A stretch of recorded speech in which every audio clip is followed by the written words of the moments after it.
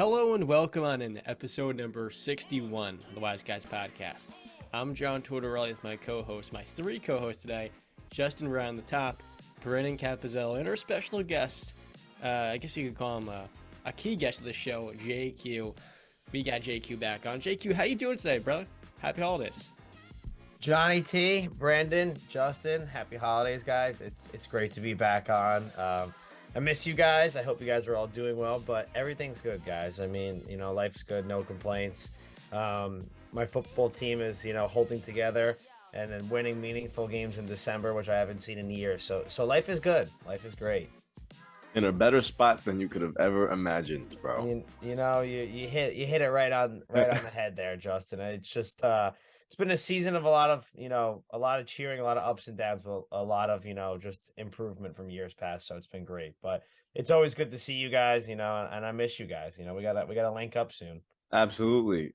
Put the terrible towel away though. This. Oh, my bad. Do your thing, John. I forgot. No, we're gonna talk about Franco Harris, of course, in a little bit, but carry on. I'm not trying to interrupt. No. I thought you were gonna start waving the towel for something your Steelers have done lately. No, I'll do that later. I just want to Later? have a terrible towel with me before I forget. But yeah, no, definitely we all have to get together, man. Miss you guys. It's been a while, man. How long has it been now? It's over a year? 2 years? 12, 13, 14 months. But with that being said, right? we're supposed to on next Thursday. But, Pinstripe Bowl. Brandon doesn't want to go and watch college football because he's not a college football fan. Doesn't want to get going for scouting season. I don't know who this kid thinks he is. Right, Brandon? Somebody's afraid of New York. Afraid of a lot of things. Afraid of the bright lights, Brandon. Nah, I'm never scared of the bright lights. I love the bright lights. It's just New York, college football, Syracuse. They're known for basketball. So what? What do you mean they're known for basketball? He did this with Duke. He's like, I don't believe in Will Levis. He goes to Kentucky, a major basketball school. Come on, man. Come on, man. It's not like John Calipari's coaching them, all right? Whatever, Brandon. Show up. Brandon, how are you doing today? How are you feeling? I know that Patriots loss was a scoring one, so I want to see how you're reacting, how you're handling that loss to Josh McDaniels. I'm crying like a little baby in his crib. No, I'm doing great. I don't know what is there to be sad about? We lost a game. What's to be sad about? Your team season's over. That's what they're sad to be about. All right. Well, I mean, it's kind of easier to accept that when you already accepted the season was over when they lost to Chicago. So, Did you guys think they were gonna make it, Justin and Brandon, this year? Did you think they were gonna be a playoff team?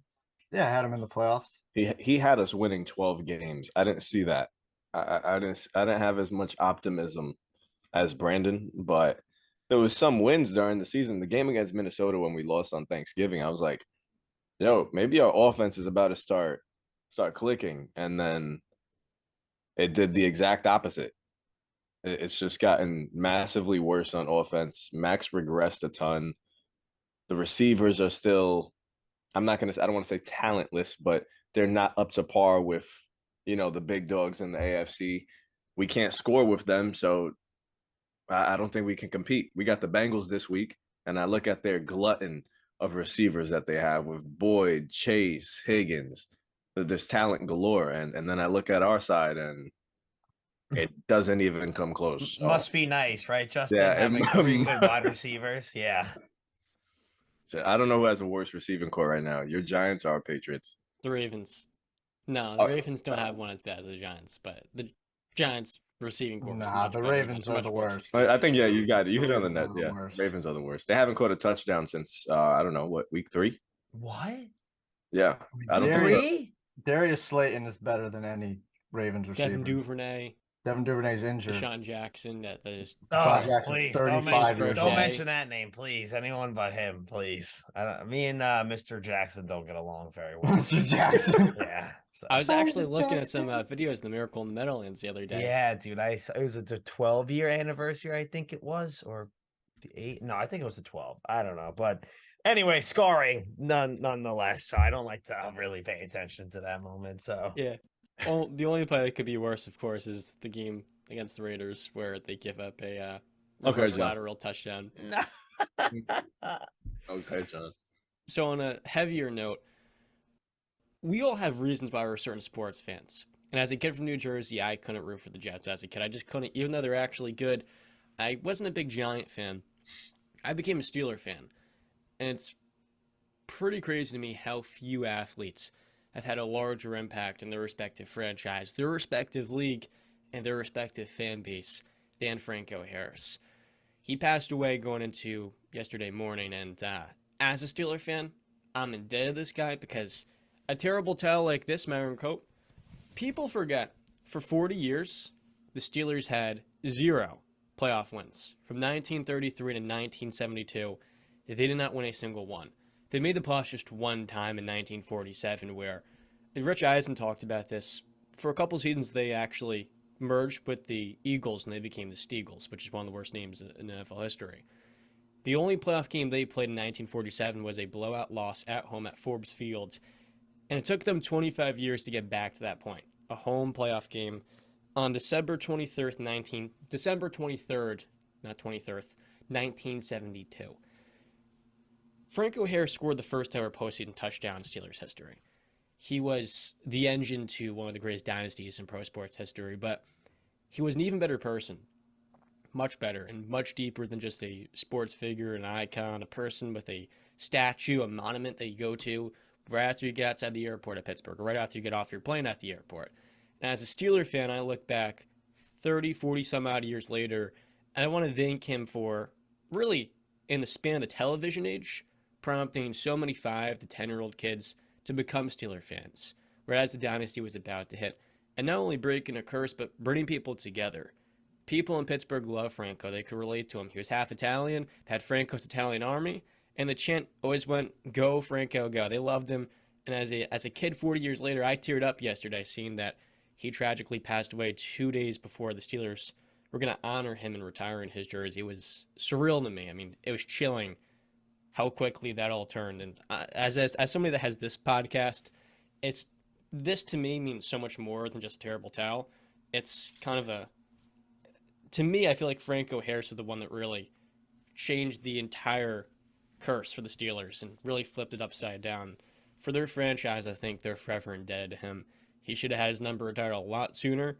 And rest in peace, Franco. Condolences to his family, his wife, his son. It's a great group of people, I'm sure, because he was a great man who represented so many things. He still lived in Pittsburgh, did charities. I mean, this was a tough loss. And 72 years old, it's gone too soon, man.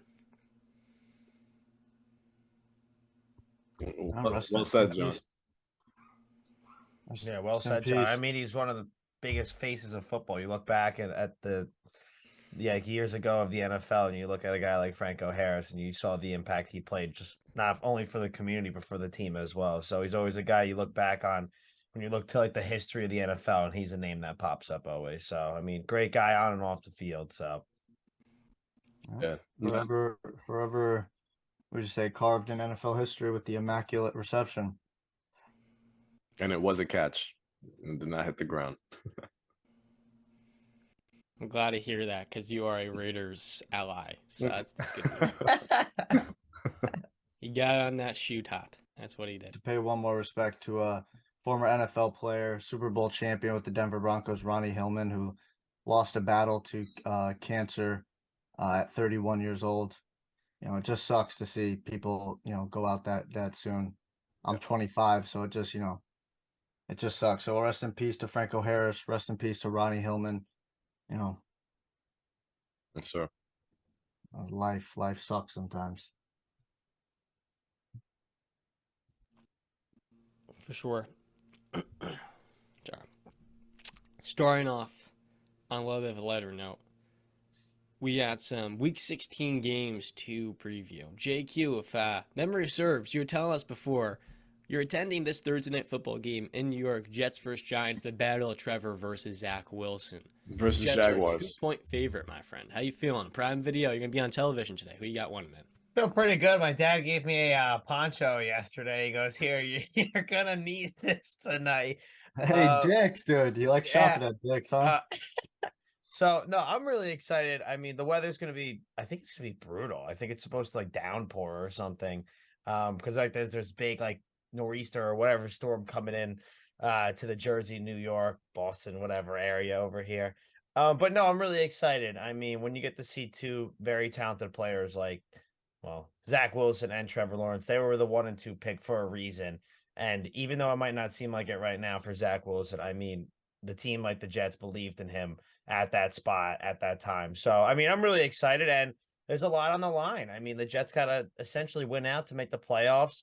The Jaguars are 1 game out of the AFC South, leading the AFC South. I mean, Ryan Tannehill looks like he's done for the year, so it's gonna be cool. I'm really excited. I've always been a big fan of Travis Etienne, so I'm excited. I love good football. I love going to football games, so I'm just excited. I'm like a kid in a candy store. I just eat it up. I'm ready. I'm good to go. I think it should be a good one, man. The Jaguars are playing their best football. I think we were all tuned into that game on Sunday against the Cowboys. Hell of a comeback. Trevor Lawrence is playing his best football. And last year, he's turned a complete new leaf from what we saw last season. And I guess it kind of relates to how Peyton Manning started his career, leading the league in interceptions. And then, boom, now Peyton is Peyton. You know what I mean? And they say Trevor Lawrence was the closest thing to, the Andrew Lucks, the Peyton Mannings coming out of the draft. And he's definitely showing it. He shows that he can lead a franchise. The Jags are ahead of schedule. I said it in the beginning of the season. I think Doug Peterson might have been their biggest acquisition of the offseason. And it's shown. It's shown. Urban Meyer really set that franchise back. And then you get a real head coach with Super Bowl experience, and boom, now you're all of a sudden you're actually in a playoff mix. And like you said, 1 win away, and they're first place in the AFC South. Jags are rolling right now. And I think I didn't have them winning the division because I mean the Colts have been a debacle, but yeah, I think the Jaguars have this division in the bag if they steal one from the Jets tonight. But it won't be an easy one because that Jets defense is no joke. So we got to give some respect. We could laugh about Zach Wilson all we want, but that's Jets defense, Quentin Williams and Sauce Gardner there. That's going to cause Trevor Lawrence some fits. Mhm. Well, John, where's John? Am I pointing at John right now? No, you're On pointing my for me. on my There you screen, go. you're pointing at the wall. Also, Justin, I just wanted to add on that I really don't count last year for Trevor Lawrence or Urban Meyer. I Hmm. kind of feel like that year was Uh, just like a thing in the past. Like you don't really think about it, and now you look at him this year, you're like, whoa, like Yeah. he's like made this jump. Like he's elite, man, and he's gonna be really good. So I'm happy the Giants played them earlier on in the season than now. So I laugh because the Jets should have had Trevor Lawrence, but they won 2 games. I think they beat Cleveland and then they beat the Rams.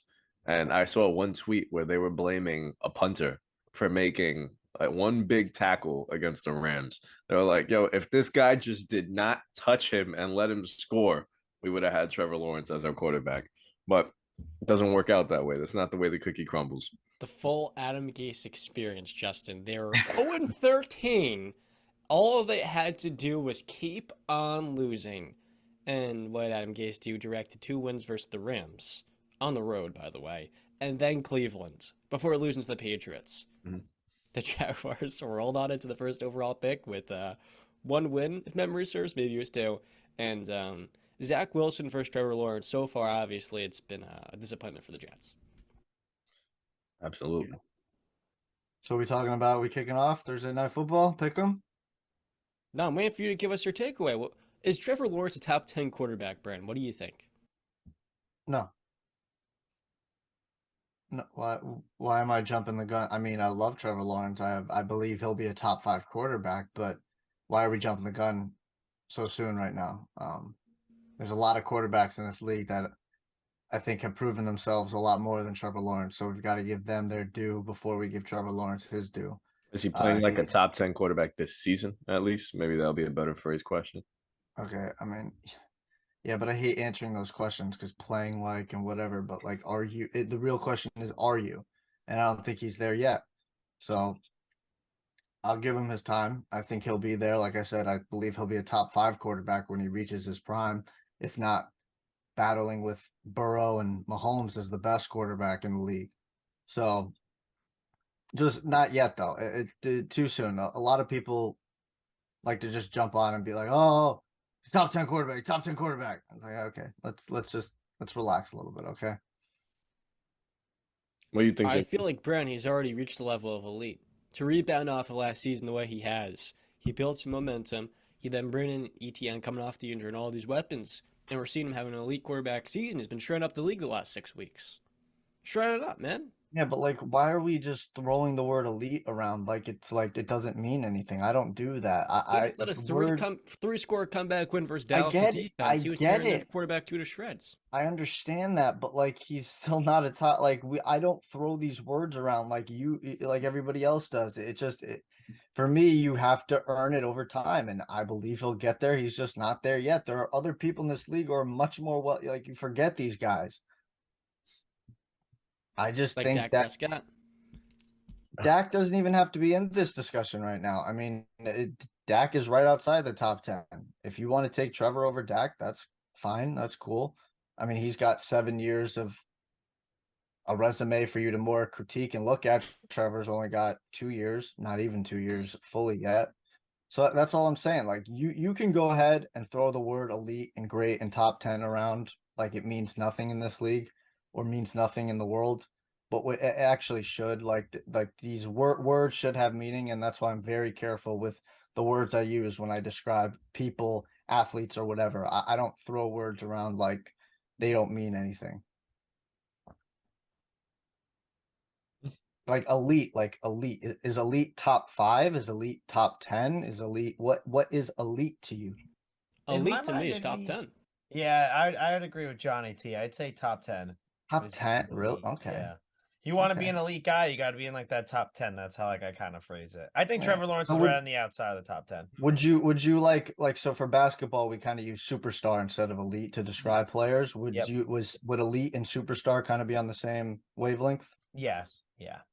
So like the top 5 guys in my mind are superstars. Like if you had them on your team, you could change Yeah. a team in like 1 year with these guys. Okay. So And my whole thing is just that I think Trevor will get there. I think he's on the right path.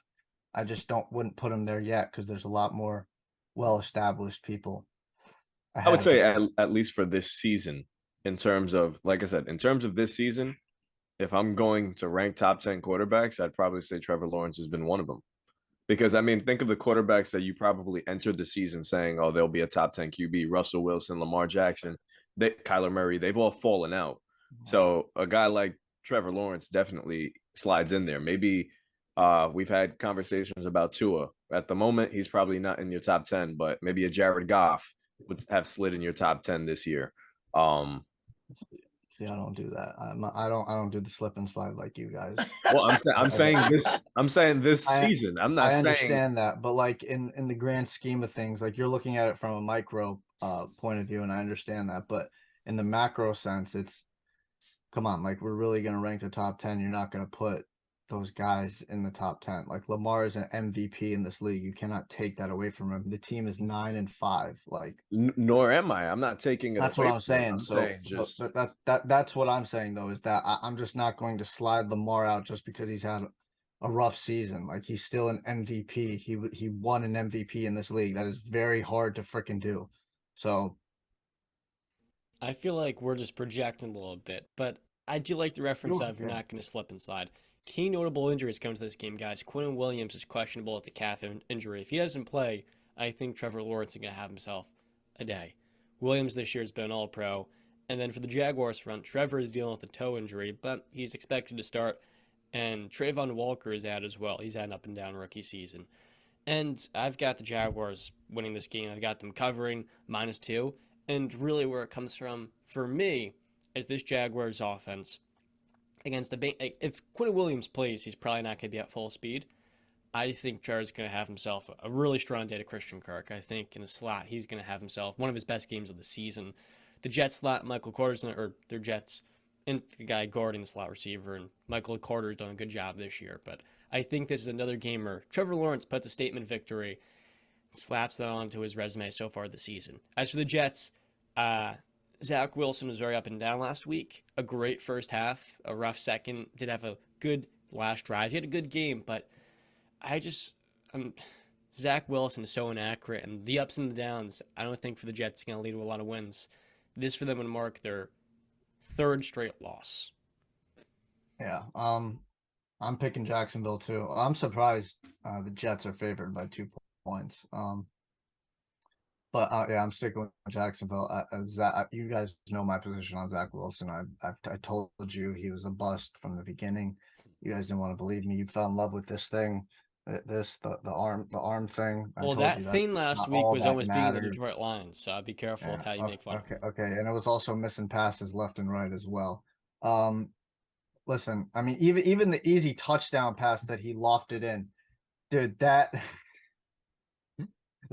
even looked bad. Like, dude, you loft it in like that. Like he did it so cockily. You don't do it like that when there's a guy like 2 feet away from your offensive receiver. You do it when there's nobody around. But that's just him. He's showing again that he's a me guy, not a we guy. But I told I you don't guys think that was the case on Sunday. I don't think it was No, I'm talking me about guy. I'm talking about that specific play. He was showing you that what if you remember? Do you recall what play The I'm last talking about? touchdown when they took the lead. I guess it was on the goal line or whatever, and he threw Yeah. it to his tight end. Yeah, it was a little loft. It's just if you look at it slow, it's him showing that. It's hard to explain, but it's just for something to me. It just rubbed me the wrong way the way he did it. It's just. Okay, for that game, if you want to say he's not a me guy, but that's fine. In the grand scheme of things, he still is a me guy over a we. He believes in himself way too much. What I told you, he believes in his arm way too much. He thinks he's Patrick Mahomes. He thinks he's Stafford. He thinks he's Rodgers, and he's not. Okay, so yeah, That was a high level throw he made to Uzama across his body, 40 yards. that's great. That's great. How come we don't see that more often? Why is he only completing like 14 passes? He's a home Why run is his hitter, man. completion percentage consistently like 60 or below 60%? Why just it arm talent, and this is why me and John have a go all the time when we talk about quarterbacks. Arm talent, and a lot of people too, because I when we had that discussion between Mahomes and Brady or whatever we did, and people were saying, well, Mahomes' arm is just better, and I would just ask them, arm talent is the only thing a quarterback has to do? And I was, to my shock, a lot of people actually do believe arm talent is the only thing a quarterback's job is, which I'm just absolutely flabbergasted by. People really look at quarterback and just say, "Oh yeah, all you have to have is a good arm, and you're fine." Like Nobody says that. okay, there were a lot of people think that, and I think you think that too, because that's why your whole point is to Patrick Mahomes is because of his arm talent. We've had this debate 1,000 times. Every time I try to bring up something else besides arm talent, you have nothing to say, and you always say this. You just don't get it, Brandon. That's your argument. You just don't get it. So I try, but you just fall in love with the arm talent like everybody else. Let's go Jags, Duval. I got the Jags winning tonight. Yeah. So you guys all said Jags, right? Yeah. So I have to go against you guys on your own show. I'm sorry. I am rooting for the Jets tonight because I'm going as an honorary fan. I'm going with my cousins and my buddies are going to be there. So I'm going to take the Jets in this game. I know it means a lot to them to want to make the playoffs because they haven't been there in a couple of years. So it would be nice to see them win this game and start to make their push for the playoffs. And it'd be kind of cool if both New York Jets and New York Giants made the playoffs. So I'm going to go with the Jets tonight. Do you say that with confidence? Shades of confidence I could throw in there. You probably noticed it.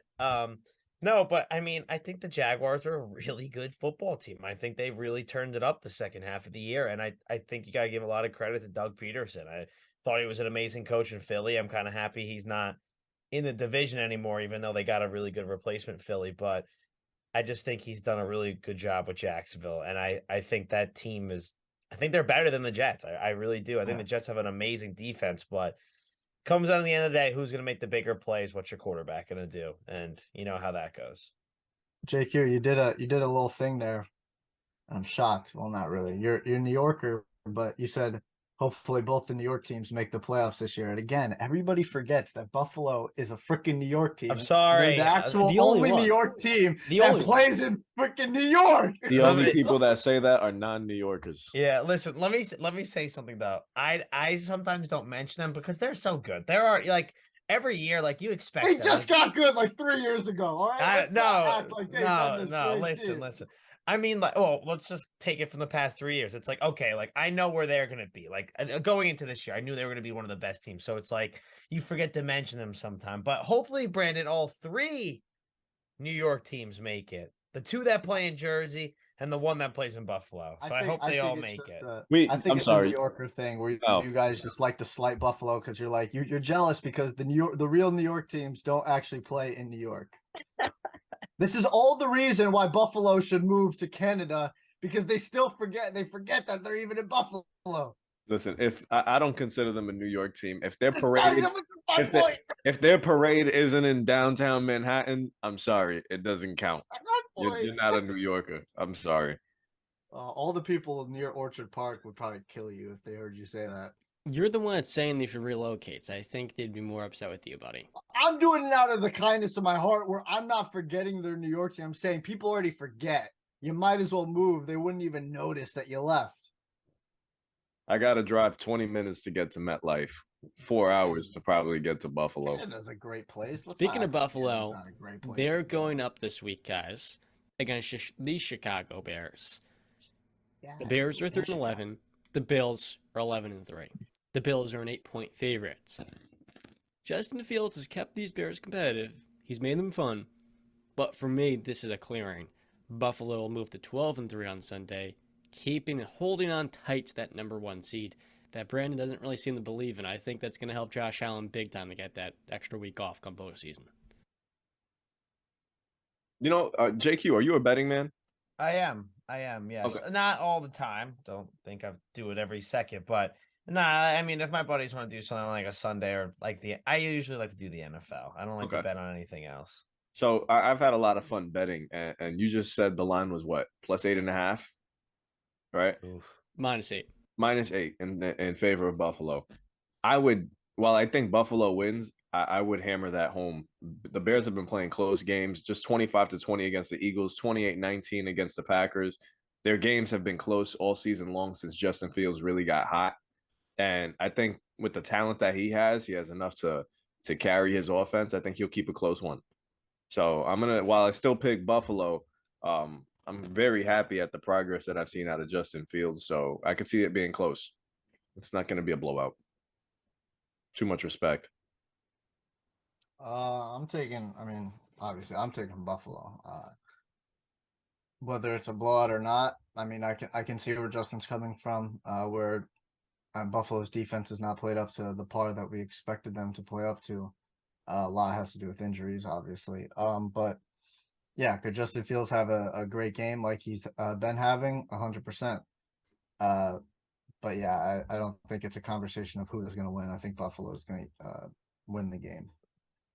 Yeah, a lot of injuries for the Bears, of course. Khalil Herbert on IR. Same thing goes for Darnell Mooney. And last week, Tevin Jenkins, who's been playing a lot better this season, their second-year offensive lineman, he went to the hospital with a neck injury. So for this Bears offense, it's really just Justin Fields right now entirely. I think, if I'm not mistaken, I think I saw Herbert got activated. I don't know if he's going to play, but I think he got activated from IR. I think he just did. I believe so.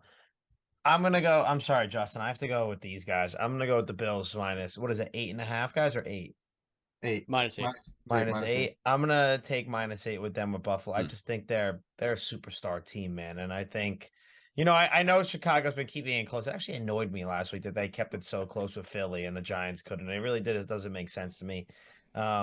But no, I really think like Josh Allen he's just amazing, dude. He makes plays all over the field, and Stephon Diggs is one of the best at his position. So I think they're gonna go in there and take care of business. I think they win the game, but like I said, Justin Fields is just too good for me to just count out and say he's gonna get blown out. I think like Buffalo defense hasn't been spectacular, and the way that Justin Fields has been playing, it will be close. I wouldn't be surprised if Chicago has a lead at one point. Oh, I like that. They had a lead for a lot of teams this season. These are two quarterbacks that we're going to watch this week. Justin Fields and Josh Allen. They do everything. They make the players around them better. They don't have good pass protection. They don't have a consistent run. Fields kind of does have a consistent running game established. Their weapons, not the best, right? Josh Allen has Stephon Diggs, but Dawson Knox is average. Gabriel Davis, he's a low-end wide receiver too. It's been elevated by Josh. Isaiah McKenzie, Josh Allen is what makes this an 11-win team, a true contender. Without him, it's a terrible offense. With him, it's elite. Josh Allen's probably one of the 2 or 3 most valuable players to his team. And for Justin Fields, the same exact thing goes right now with no Darnell Mooney. It all rests on his shoulders. And that's why when the quarterback is the system, it ultimately falls on them having a great game, and I trust Allen a lot more. What's the next game? You're on mute. You're muted, John. The next game up is the New Orleans Saints versus the Cleveland Browns. The Browns are a -2.5 favorite at home, 1 o'clock. The Saints are starting to figure out their identity on offense, starting to get things going a little bit more with Andy Dalton. Their defense has gotten better, which is good. They still have a chance to win this division. Deshaun Watson did play better in his 3rd game on the Browns. You know what? I'll go with Cleveland in this game, but I do think the Saints secondary is going to force a couple of turnovers. Deshaun Watson's still learning this Shanahan-style offense. We've seen him make mistakes, not fully understand certain concepts. I wouldn't be surprised if he struggles as usual, and the Saints can upset Cleveland. This game is supposed to be freezing cold. And one of my biggest concerns is I think Nick Chubb is questionable. He missed practice yesterday. I don't know what's the status of today, but I'm still going to roll with Cleveland for the simple fact that Deshaun Watson has a good connection right now with Cooper and Donovan Peoples-Jones. It's starting to look good. It's starting to look promising. I think I picked them to win out when Deshaun came back. Clearly, I was wrong. They had lost the game already, but I think they'll just start to catch their stride here. This is a game right now against a Saints team that I guess really doesn't have an identity on offense. You don't know what they're going to bring this week. So I'm going to roll with Cleveland.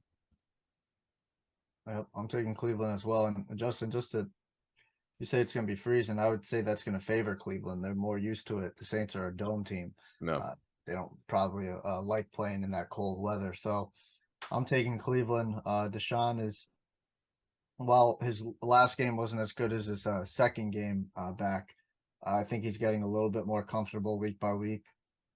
And yeah, I just think the Saints are just the Saints. They're starting to go back to that paper bag time frame. Oof. Before Drew Brees came along and they were actually a threat. Yeah, not that bad. I mean, they're 5-9, but like, come on, man, we're starting to see with Drew Brees and Sean Payton gone, this team is starting to fall apart. Clean sweep. I'm taking Cleveland as well. I just don't think it's enjoyable for a road team, especially a team that plays in a dome, to come play in the outdoor harsh environment like that. I wouldn't want to be out there if I was a player. I know they have the heated benches and the big puffy coats to wear, the full length coat, full body coats, but still it plays a factor that cold. And I think Cleveland they'll take care of business, even without Chubb, if Chubb's not there. Listen, the Saints are 1-5 on the road this season. Yeah, that's going to become 1-6 probably. Mm-hmm. We'll talk about Desmond Ridder in a little bit. That Falcon team is an absolute joke. Talking about jokes, the Houston Texans are going to Tennessee to face off against the Titans. Big time news. Ryan Tannehill sustained a left ankle injury in last week's game. It was the same ankle he injured in week 6 versus the Colts. He's going to have to undergo surgery, which will end his season, which means we're going to get the highly anticipated quarterback matchup of Kyle Allen / Davis Mills versus Malik Willis. I know you guys are waiting a long time for this. The Titans are a 3-point favorite. And you know what? I'm thinking about it because Lovie Smith has his team playing together. I think these Texans might cover here, fellas, and get the road victory, a second win of the season. It won't necessarily jeopardize their number 1 overall pick odds, but it's going to push them close to the border. Malik Willis is he's not NFL ready. He can't read a defense. And the Titans have very little weapons. It's dependent solely on Derrick Henry and the rookie tight end Chig Okonkwo. The defense should give Houston fits because remember, the running back and Dameon Pierce is also on IR for a season-ending ankle injury. I don't know, man. I'll roll with Tennessee, but Davis Mills is a better quarterback, And I think this Texans defense is really starting to round into form of Jalen Petrie, Derek Stingley, and all these veterans they got around their D. I mean, it's just, you guys know what Malik Willis's quarterback rating is? I don't want to. 6.0. And now if you take away this Chargers game where he had a 94.7, he only attempted 4 passes, it's probably even much lower than a 6.0. It's just, God damn. I mean, if I'm Mike Vrabel and the Titans, I'm looking, I don't know who's in free agency, what maybe a veteran quarterback that actually, can stay somewhat They signed Joshua Dobbs. Really? Yeah. Okay. I mean, you'd have a better shot signing Cam Newton or Colin Kaepernick than Joshua Dobbs and whoever else they got. I just think maybe you go find a quarterback that can be more poised in the pocket than Malik Willis, because he is just not. Or you just have to completely change your offense to, I hate to say it, but a Tim Tebow style offense. RPOs, option plays, like that is it basically. That should be your freaking offense with Malik Willis and Derrick Henry. I agree. The Houston Texans, they've actually been putting up a fight the last couple of weeks. Chiefs, close game. Cowboys, close game. A lot of people hated on the Cowboys because of their close game against the Texans, but nobody mentioned the Chiefs' close game against the Texans. That's interesting. But I'm going to put my faith in Mike Vrabel. I'm going to put my faith in Derrick Henry. I think that they're going to get the job done, but God, I do not have that much confidence because of their quarterback. I'm going with Houston. Before you go, I forgot to mention Derek Stingley is on IR, season ending with a hamstring injury as well. So I was talking about that secondary, Jalen Petrie. Stingley won't be out there. I'm still rolling with Houston. They've gone to war with the Cowboys, 27-23, 1 possession loss. The Chiefs took them into OT. Probably should have won that game. Houston's playing much better football than we could have ever imagined. And what I love about teams like this is towards the end of the season, they're just playing spoilers. They're trying to spoil somebody's season. And what a time to do that. Titans think that they're going to ride high into the playoffs, even though we all project them to lose in the first round anyway. They don't belong there. So don't make that face, John. You know for a fact the Titans don't stand a chance against any of the AFC big dogs. So I'm going to say the Texans are going to steal this one on the road. I know normally Derrick Henry goes crazy against divisional opponents, and let him. But the Texans will keep a game. They'll win. Roll with Houston. 2-12-1. Oh, it sounds so AQ. it sounds so not pretty. I'm going with the Titans, and I'll tell you why. Because the last 4 times Derrick Henry has played the Titans, he's had over 200 plus rushing yards in all 4 games. Malik Willis is going to have 10 passing attempts, and Derrick Henry's going to have 40 carries. They're going to ride on their workhorse back there, King Henry, and he's probably going to have another monster game, and that's going to be huge for a lot of kids in fantasy, I think, this weekend. But, I mean, listen, Justin, you're right, man. I mean, the Texans have had some really competitive games the past couple of weeks, and you can't take that away from them. I think they're, a building team, and they're in the right direction, not having Dameon Pierce. Singletary is definitely a big loss. Brandon Cooks hasn't been playing a lot. So I'm gonna take the Titans because I think Derrick Henry is just, I read that stat and I was like, yeah, okay, this is gonna happen again. So, and I don't think there's any way of stopping him. So, well, Malik Willis's first start, I believe, came against Houston.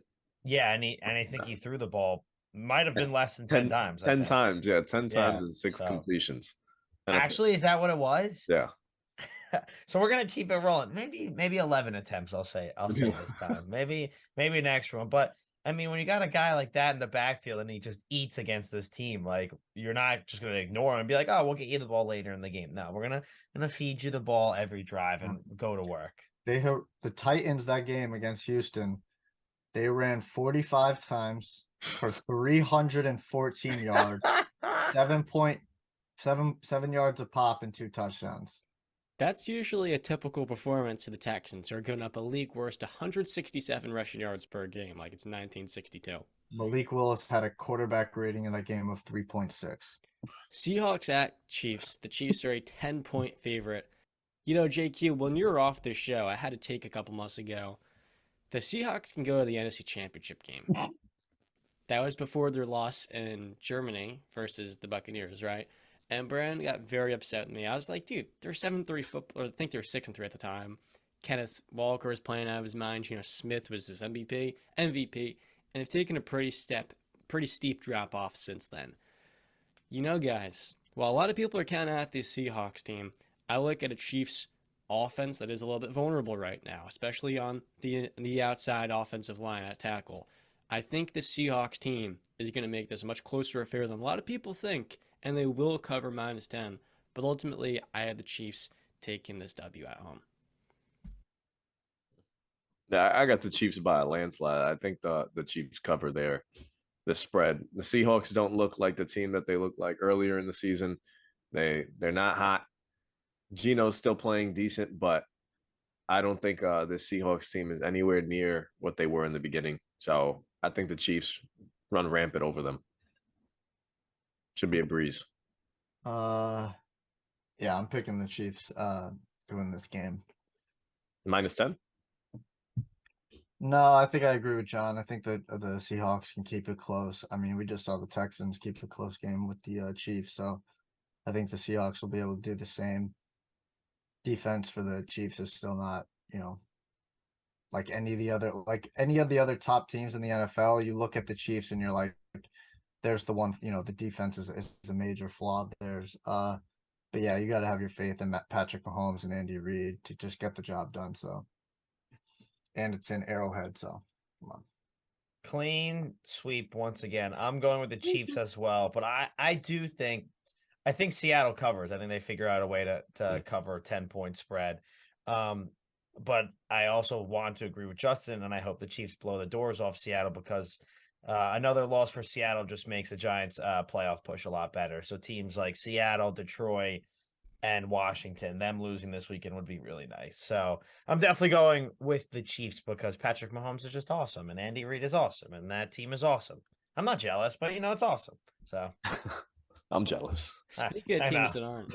Yeah. Everything is awesome. The Giants, Everything is the cool. New York when you're Football part of Giants it. are going to Minneapolis, facing off against the 11-3 Minnesota Vikings. JQ. Big I Blue. said 2 weeks ago to fill you in, the Giants would finish their season 1-3 at 8-1. They got a pretty huge victory versus the Commanders. As a G-Man fan, you've watched this team all season. I think you've been in just about every single game. Can they pull this off on the road? And more notably, where do you think this team stands? Because the last time we had you on, we had them win about 4 or 5 games. I don't think I had them winning 4 or 5 games. I think I had them winning more, right? I think I was hyping them up in the offseason. I think I had them. I said I would love to make the playoffs, I remember. But no, this year's been great so far. I mean, you can't really put it any other way. I know there's been some ups and downs, but it's been a lot of fun as a fan. My first season as a season ticket holder has been, a lot of great memories I've made. I just went to the away game in Washington, my first ever away Giants game. So that was really a great experience, Sunday Night Football. But I think this team can hang with Minnesota. I'm not saying they're a better team by any marker, like landslide, anything like that. But I've seen how Minnesota's played the past couple of weeks, and you've seen their downfalls, but you also just saw the greatest comeback in NFL history. But for them to get down 33-0, Exactly. it's kind of weird. And I get it. It was against the Colts, and the Colts only scored 3 points in the second half. So when they say I get it's the greatest comeback because of the deficit, but was it really the greatest comeback ever? Yeah, I was about to be like, JQ, let's pump the brakes. The greatest comeback of NFL history is in the Super Bowl, Patriots Falcons. Everybody knows that. I knew you were going to get to that point. I could put other games over. The Chiefs coming back from 24-0 against the Texans in the playoffs. I put that above that. No, they don't compare. No, but not above the Super Bowl one, above the Minnesota one. Okay. But no, I think Minnesota's a beatable team, but I also think they could burn you. They got great weapons on both sides of the ball. I mean, Justin Jefferson's the greatest wide receiver in the NFL probably right now. I mean, there's not many people who have stopped him this year. And with the Giants' weak secondary, it's going to be hard for them to contain him. The Giants have lost Adoree Jackson for a few weeks now. Xavier McKinney's been out. So, it's been tough. It's been tough sledding for that secondary without their 2 main pieces. But I think they can cover. Do I think they can win? I think they can, but I think everything has to go in the right direction for them. Maybe a few more passing attempts to Jalen Reagor will set up the Giants pretty well. I'm in. Throw it to him 50 times a game. I'm totally okay with that. So the JQ, you say nobody's looked like they've been able to slow down Justin Jefferson. There's one guy plays in your division. His name is Trevon Diggs, and he has been having his way with Justin Jefferson. Whoa, there's two guys in that division. Don't just say Trevon Diggs. How you gonna disrespect my man, big play? Oh, my bad. Like they're that? in the What are you wrong. doing? They're in the wait, what? I misspoke. I forgot that Minnesota wasn't in the NFC East. I was talking. I missed it. I misspoke. Sorry, I don't like that. What division are you Jay-Rays. talking about? The NFC North? What are you talking about? Darius Slay? We're talking about guys that are shutting down Jettas. Darius Slade did that week 2, week 3, week 2. Okay, yeah. I apologize. That's my mistake. You're both right though. I mean, the Cowboys beat the Vikings 40-3. I mean, there wasn't much offense that game. So yeah, that's one of the games you look at. It's like, wow, it's like a unicorn game. Honestly, it's like, wow, Justin Jefferson and the Vikings offense didn't do anything. And then like that game, those primetime games for Kirk Cousins, he hasn't been great, and it really showed again earlier this season. So I mean, they're a stoppable team, but when they get going, they're a hard team to stop, and especially for a Giants defense who, their front four has been really good the past couple weeks, which has been awesome to watch. But a team that kind of struggles against the run a little bit and against, the pass, both things that offense throws at you. It's tough because of the injuries. And I mean, even without them, it still would be a tough matchup. This is just a really good offense. And when they're clicking, they're hard to stop. And the Giants offense, we all know, doesn't put up immaculate numbers like this Vikings offense can. So you got to be able to hang with them somehow. So one thing to look out for, right, is the Giants are 4-2 on the road, and Minnesota is 7-1 at home. So the Giants have been able to do good on the road, and the Minnesota Vikings are obviously great at home. I'm picking the Vikings. Like JQ said, while the Vikings defense can be had, and I could see a scenario where Saquon Barkley has a big game. I just think that the Giants defense is hampered. Minnesota is definitely going to be riding a high off of last week's win. They're going to be feeling really good about themselves. So I think Minnesota is going to get the job done here. I expect Justin Jefferson to have a big game. Your secondary is not very healthy right now. You do not have a Trevon Diggs or a Darius Slay out there. So yeah, good luck. Good luck with that. Yeah, my friend actually just texted me, who's a Patriots fan, and he goes, how beat up's the Giants secondary? He goes, I'm playing Justin Jefferson this week in fantasy. I said, good luck, because I mean, the guy's always open. One, honestly, we've seen this year, and two, he gets so many targets. So I said, good luck. I said I could see it going bad, and I don't want it to, but I mean, when you got such a talented kid like Jefferson is, and Kirk just feeds him the ball, it's a lot of good things happen for that Minnesota team when Justin Jefferson has the ball in his hands. No doubt. And something that Ray touched on is US Bank Stadium is arguably the biggest home field advantage in all football. Between Arrowhead, 12, probably a few more I'm missing. Heinz Field, of course. I mean, that is a tough place to play. And Ray labeled it as intimidating hearing what is it exactly? The skull chance. Skull chance. But you know what, man? I think Minnesota over the last 4 games, they haven't exactly won them. I feel like the other team lost them.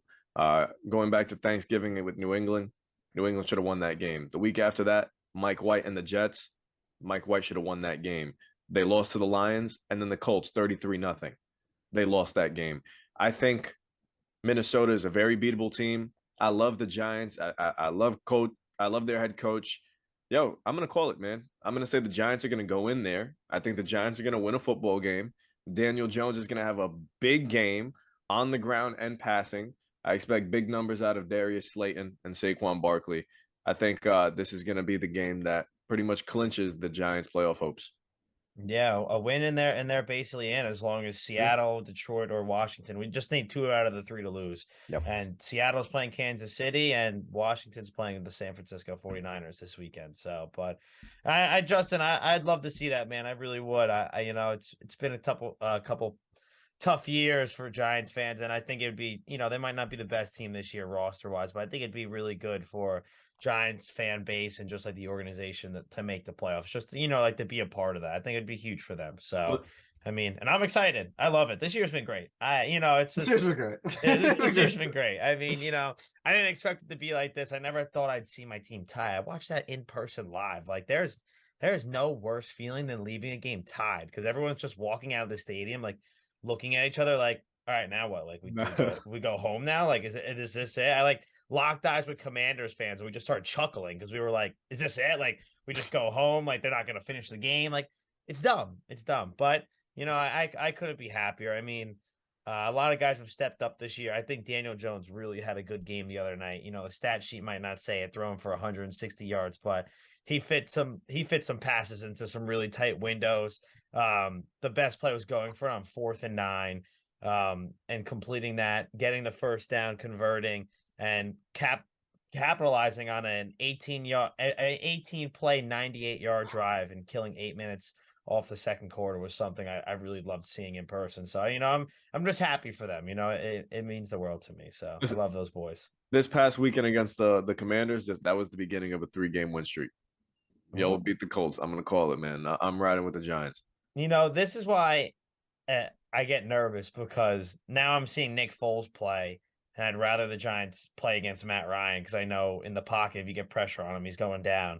So I'm excited to see what Nick Foles does this weekend because hopefully the Giants can win this weekend and, take care of business, have a playoff spot. Because if Nick Foles looks good and the Giants end up losing this week, I'm going to be a little nervous for that Colts game next week. But no, hopefully, Justin, hopefully you're right, man. I mean, win a couple games and then just ride into the playoffs and then, maybe you shock someone. Maybe you pick up a win. Who knows?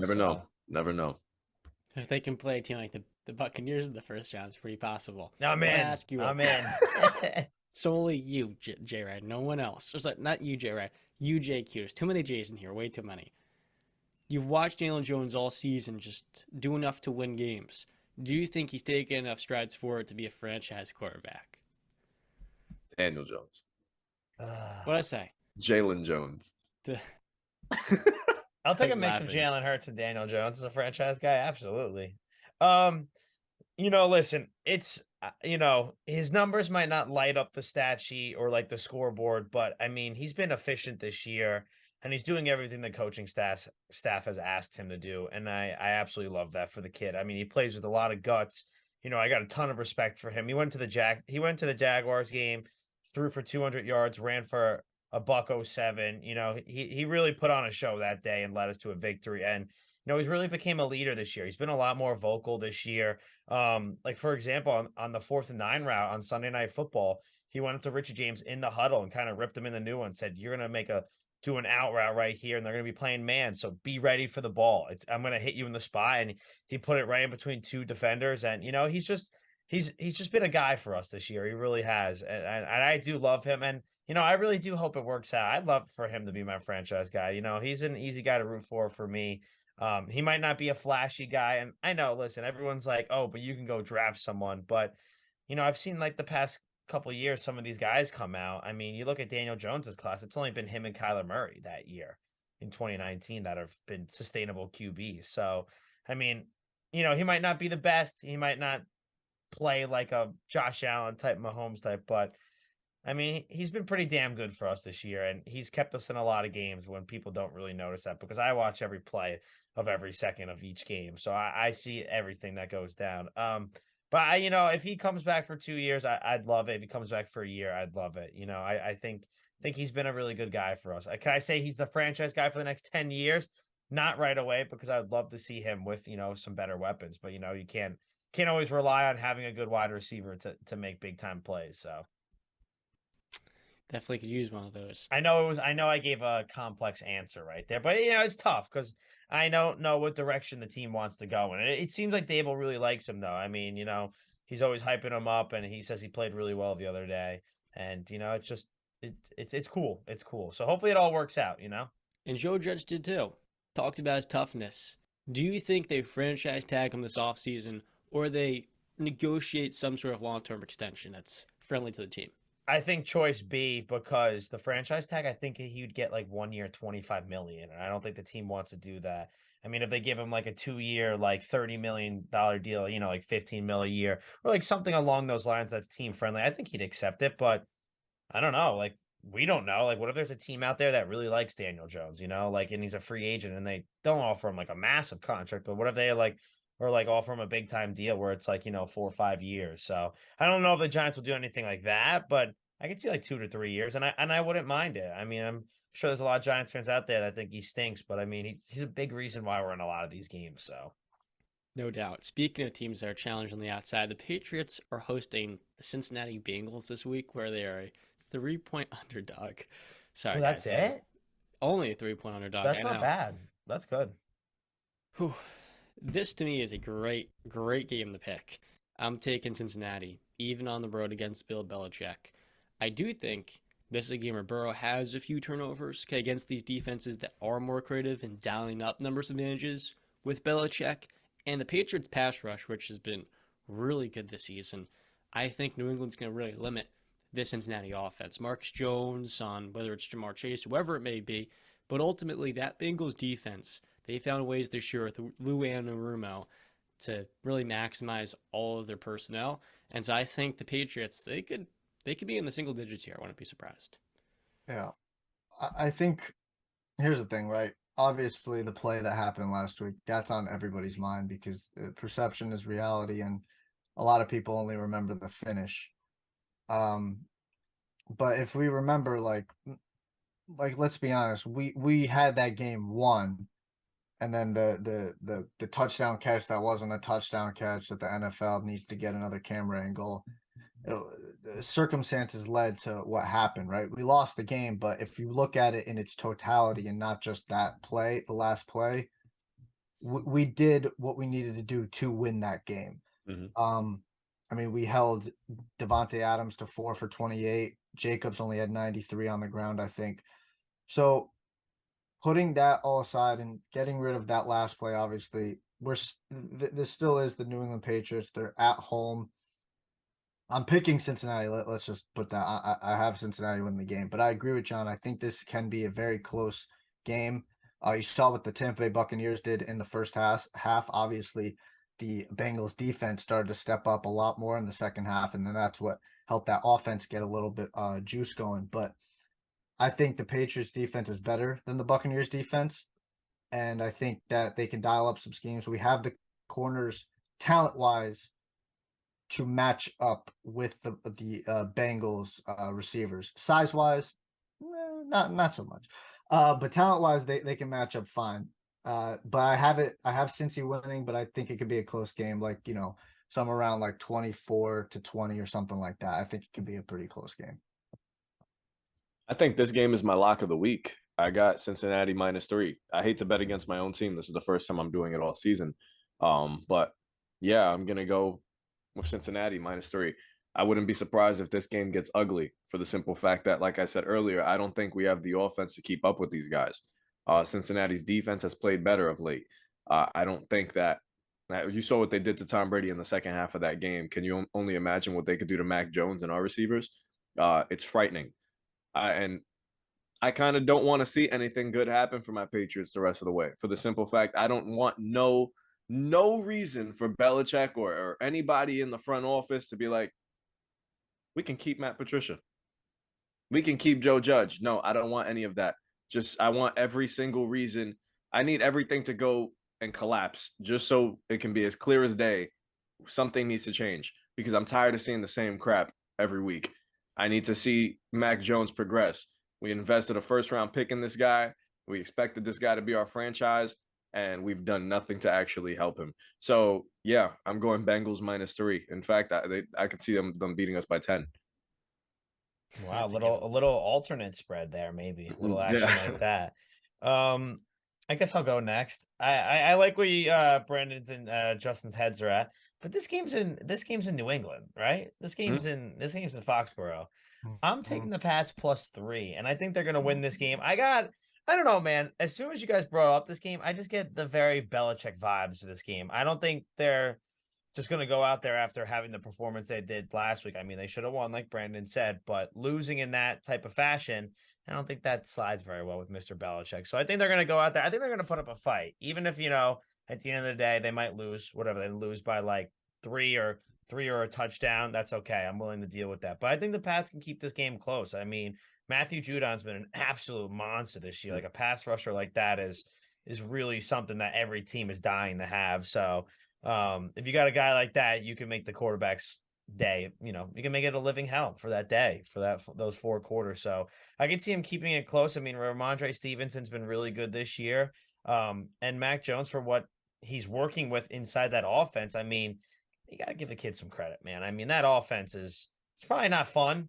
And I mean, I've seen his emotions throughout the year because I've watched a lot of those primetime games they had, like against the Bears and the Vikings, and just Mac losing is cool because the playbook sucks. And I'm sure you guys know that too. So it looks like he's just ignoring them half the time. But you never know. At the end of the day, Jamar Chase and T. Higgins and Tyler Boyd could go crazy. But I like this game being in New England. I think it gives the Pats a shot. So I'm for my Pats boys here. I mean, I know winning might not be on your minds right now because of how everything's gone down the past couple weeks, but maybe one more win, and then if they want to fizzle, if they want to do terrible the rest of the year, so Joe Judge and Patricia are gone, I'm cool with that for you guys because Joe Judge wasn't the best for us, and that offense was very conservative, so I know how it is. They look undisciplined, sloppy, 10th in penalties offensively. They have a lot of issues. For them, the Bengals are probably going to be without Sam Hubbard in this game is doubtful. Trey Hendrickson and Mike Hilton, all 3 of those guys are dealing with injuries. That's a good silver lining for them, but really they should be focused on losing out and getting a better draft pick. We're going to start to speed through some of these rounds because I don't want to spend as much time on some of these teams as others. Lions, Panthers, I got Lions cover -2.5. Y'all, what do you think? Lions -2.5. I'll take that. Only 2.5. I'm going to take the Lions too. I really don't want them to win because of the Giants playoff bracket picture, whatever the standings. So a loss would be great from that team, but they're good, man. They're really good. I'm taking them -2. They're probably top 3 team in the NFC that no one or is starting to talk about now. I witnessed it firsthand when they beat the Giants a couple weeks back, and it was, man, I mean, you guys go to games in New England, it gets cold, man. I mean, that game at MetLife, it was like 30 degrees or below, and it was 16-mile-per-hour winds or 18-mile-per-hour winds. It was not enjoyable, and they put a hurting on us, man, and it wasn't fun. And after that moment, I was like, damn, this team, I mean, I'm not saying the Giants are the best, but I was like, this team's going to roll with a lot of teams this year. They're going to compete, and they're going to run the table. So, and here they are right now at 7-7 after starting 1-6. Here they are, Detroit Lions taking out the Carolina Panthers. Obviously, I'm not. I mean, John has faith in the Panthers to win the NFC South. He's a psychopath, though. I don't think he is. I don't think he's a psychopath. He's a psychopath for saying that. Lions are going to win here, and then and then the Panthers are not. It's going to be done. Their playoff hopes, whatever playoff hopes, they have no playoff hopes. The Saints might take care of it then. I love how it went before the season. I was like, the Panthers can make the playoffs with Baker. And now you guys are like, dude, the Panthers are playing pretty good, man. Even though they were laughing stock. Okay. They've been winning more without Baker than they have with him. So as far as I'm concerned, he had to deal with Matt Rule. That's pretty true. That doesn't sound like fun. Next game up, Falcons at Ravens. Baltimore, it is a 7-point favorite. Will Lamar Jackson be back this week? He is practicing. I'm trying to see that right now. But who do y'all got? Battle Ravens. Of the Birds. Yeah, Battle of the Birds. I'm going to go with the Ravens, regardless if Lamar plays or not. Dude, Desmond Ridder did not look NFL ready. And this Ravens defense is, well, it can be had. I don't think Ridder is going to be able to take advantage of those weaknesses. The run game is still pretty good, but man, when he drops back to pass, it is a rough sight. So I'm gonna take the Ravens. The emergence of J.K. Dobbins, I'm gonna take the Ravens. He's back. He's playing tough, and if Lamar comes back, I think this will be the first laugher in a long time that the Ravens had. Tyler Huntley has practiced. Lamar has not. And yeah, Bren, I'm gonna be honest with y'all. Desmond Ridder looked lost in his debut. At this point, it's Arthur Smith. I don't know how else to say it, but Marcus Mariota looked like the worst quarterback in football. I don't believe he's that bad. It's so clear to me when you go and take Kyle Pitts and then Drake London, and your coach designs the entire offense around inside zones and this running attack without activating any of those weapons. I'm not sold on Arthur Smith being a good head coach. In fact, from the outside looking in, it looks like a hard person to work with. That's not going to work with players to find what they're best at. He doesn't actually elevate the talent. I don't think he's prepared to actually develop these quarterbacks. And the sad thing for Atlanta is, it seems like there's a disconnect here between the GM and head coach. After this season, I wouldn't be opposed to them moving on, the same way the Giants did with Joe Judge. If you can find somebody better, I think they need to pounce on an opportunity. I know the Falcons have established the run this year, but I think they're trending in neutral. And I've said this before, somebody here has got to be the fall guy. And the more and more I see these quarterbacks play, it's clear to me it's got to be the head coach. Desmond Ridder is projected to be the most NFL-ready quarterback after Kenny Pickett. I know he looked bad in this debut. I'm putting a lot of the blame on the head coach because I don't know how many more quarterbacks are going to have to go through in Atlanta until we say that's the main issue here. No, yeah, I agree with you, John. I do. I mean, that team is just, they're a mess all over the place. So, and I don't really see them keeping this game close, even with Baltimore not having a quarterback and wide receivers. I mean, if J.K. Dobbins is there, they can lean on him. He's finally getting healthy again, and he's a fun guy to watch. I mean, he's a really talented kid. So, I'm all over the Ravens this game. Yeah, I'm actually pretty disturbed by the Falcons. It's unsettling to watch them. Next game up, we've got the Commanders going to Washington. Sorry, the Commanders going to San Francisco, not Washington, where they're a 7-point underdog. J-Ray, who is taking this game on Saturday football at 4 o'clock. The Falcons and Ravens are playing at 1 on Saturday. So are the Lions and Panthers. I dig this Christmas Eve showing all day long. Who you got? JQ, I don't know if you've been watching, but I've been telling them for this whole season that the 49ers were going to run the table at this point. I see all the videos. Sorry to interrupt you. Yeah. I see all your guys' videos on TikTok, Instagram, you name it. You were right, dude. Even quarterback or not with Brock Purdy, but I'll let you continue. 49ers are legit NFC favorites for me. They're going to win this one. I won't have to exhaust any reasons why. I think I've done that every episode. Yeah, I'm taking the 49ers. It'll be quick, JQ. I'm taking the 49ers. Like I said last episode, I reserve judgment to really judge these 49ers teams so they play real competition. So give me the 49ers. I hope the 49ers win by 70. That's all I have to say. And it wouldn't affect too much if they win by 3 or 70. But next game up, divisional. Biggest game of the week. I almost said Eagles, so good thing you stopped me there. Eagles at Dallas. The question for this game will be, does Jalen Hurts play nursing a shoulder injury? It just came out. We just got Adam Schefter report. QB1 versus the Cowboys is Gardner Minshew! Yep. I was telling you talked about before, JQ, 2019 quarterbacks. Guys, I think Gardner Minshew deserves a starting chance. He has shown so much. In Jacksonville, I mean, he had a better rookie season than Trevor Lawrence. Does that mean he's better than Trevor now? But given how much he showed, I think if the Jaguars got the 2nd or 3rd overall pick in that draft, they would have considered keeping Gardner and not going quarterback. And so to me, it's quite clear he hasn't had the most consistent moments. This week against Dallas, he is going to win, cover this minus 5-point spread, and you know what? Philadelphia is going to further establish the fact they have the best backup quarterback in football. Man, whoever can get this guy moving forward as a starter, they're going to be in good hands. What about Brock Purdy? Yeah, no. So for me, this is a must win for Dallas. Not in the sense that if they lose this game, they're going to be out of the playoffs or anything. But I just think for morale's sake, and especially Jalen Hurts not being healthy for the game, I think Dallas needs to go in there and make a statement and win this game. Micah Parsons been talking a lot. I agree with a lot of what he's been saying. I expect Dallas to go in there, cause some havoc for Gardner Minshew, who I do like. John, I'm a fan of Gardner Minshew. I like the Minshew magic. I love the mustache he's got. He's got the rockin' look. He's got the swagger. But I just think I think Dallas is in there to make a statement game after what happened last week. So give me Dallas. I'm rolling with MINSHEW-Mania, man. MINSHEW-Mania all the way. And even if they win, I might shave this just to go with the handlebars. No, I'm not doing that. Nah, you should. You should. Now you have to. I don't think my girlfriend would look at me if I did that. But I'm gonna roll with the Eagles. I think Minshew is a great backup quarterback, and like John, I agree with your sentiments. I think he does deserve a starting job somewhere. I actually thought he would have been a good fit for Pittsburgh going into the season. It just seems like that kind of guy. But all in all, yeah, I'm gonna roll with Philadelphia in this one. I don't think Dallas is. I think Dallas really after last week, their morale is low, and I think it's gonna stay there.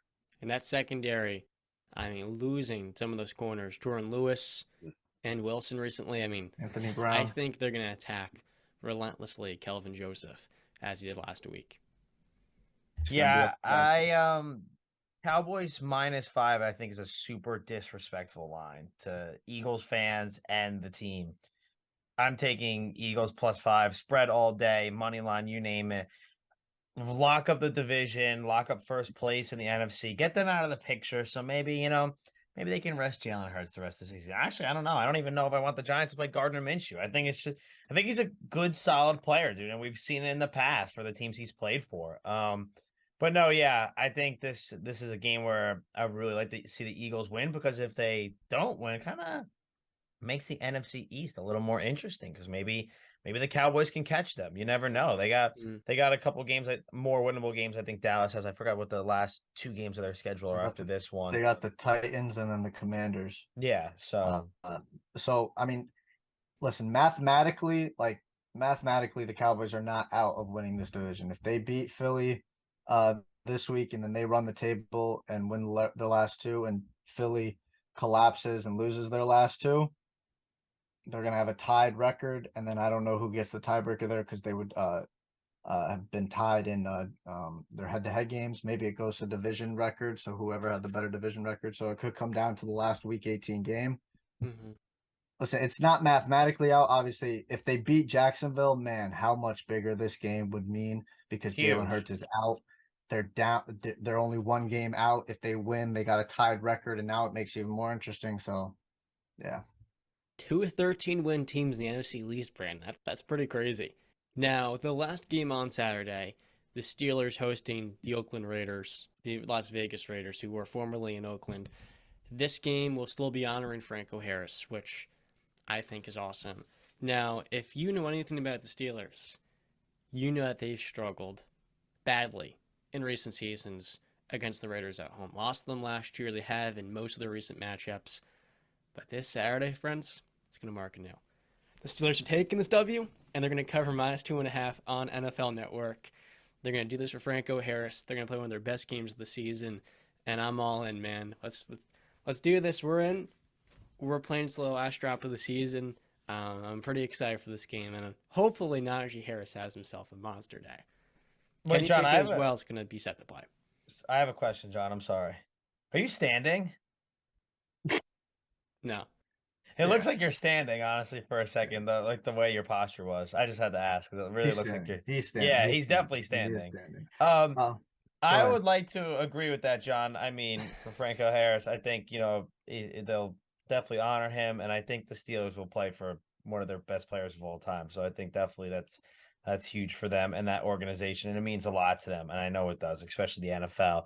I have the Steelers -2.5, but I am playing Justin in the fantasy playoffs this week, and I do have Devontae Adams. I think Devontae is going to have a 50-point game. I hope I haven't won a game against you this year. I know. I started off 0-4, and here I am. It's time. It's time for what? Knock his ass out. I'm trying. His team's gross. I mean, I beat him in the regular season, but that's one thing. Then there's a whole different vibe when it comes to playoff time. I don't know who to start. I have Dak and Trevor Lawrence. I might go pick up Daniel Jones. I don't know yet. So. Oh my God. My buddy was asking me. He said, Trevor Lawrence tonight or Daniel Jones? I said, tonight's going to be sloppy in the rain. So there's, I don't know. What do you? Yeah. Don't ask Justin's opinion. He's going to sabotage you. I trust my boy Danny. Just my boy Danny. So John, while you were talking, I went to my pick'em and I switched my pick from Vegas to Pittsburgh. I'm rolling with Pittsburgh pride, baby. Throw that terrible towel up. Let's go Pittsburgh. Do this one for Franco Harris. Screw the Las Vegas Raiders. They deserve an L. Let's go Pittsburgh. After the anniversary. Well said, Brandon. Go Steelers. I'm sorry to be the bad guy. Just log off the computer and leave.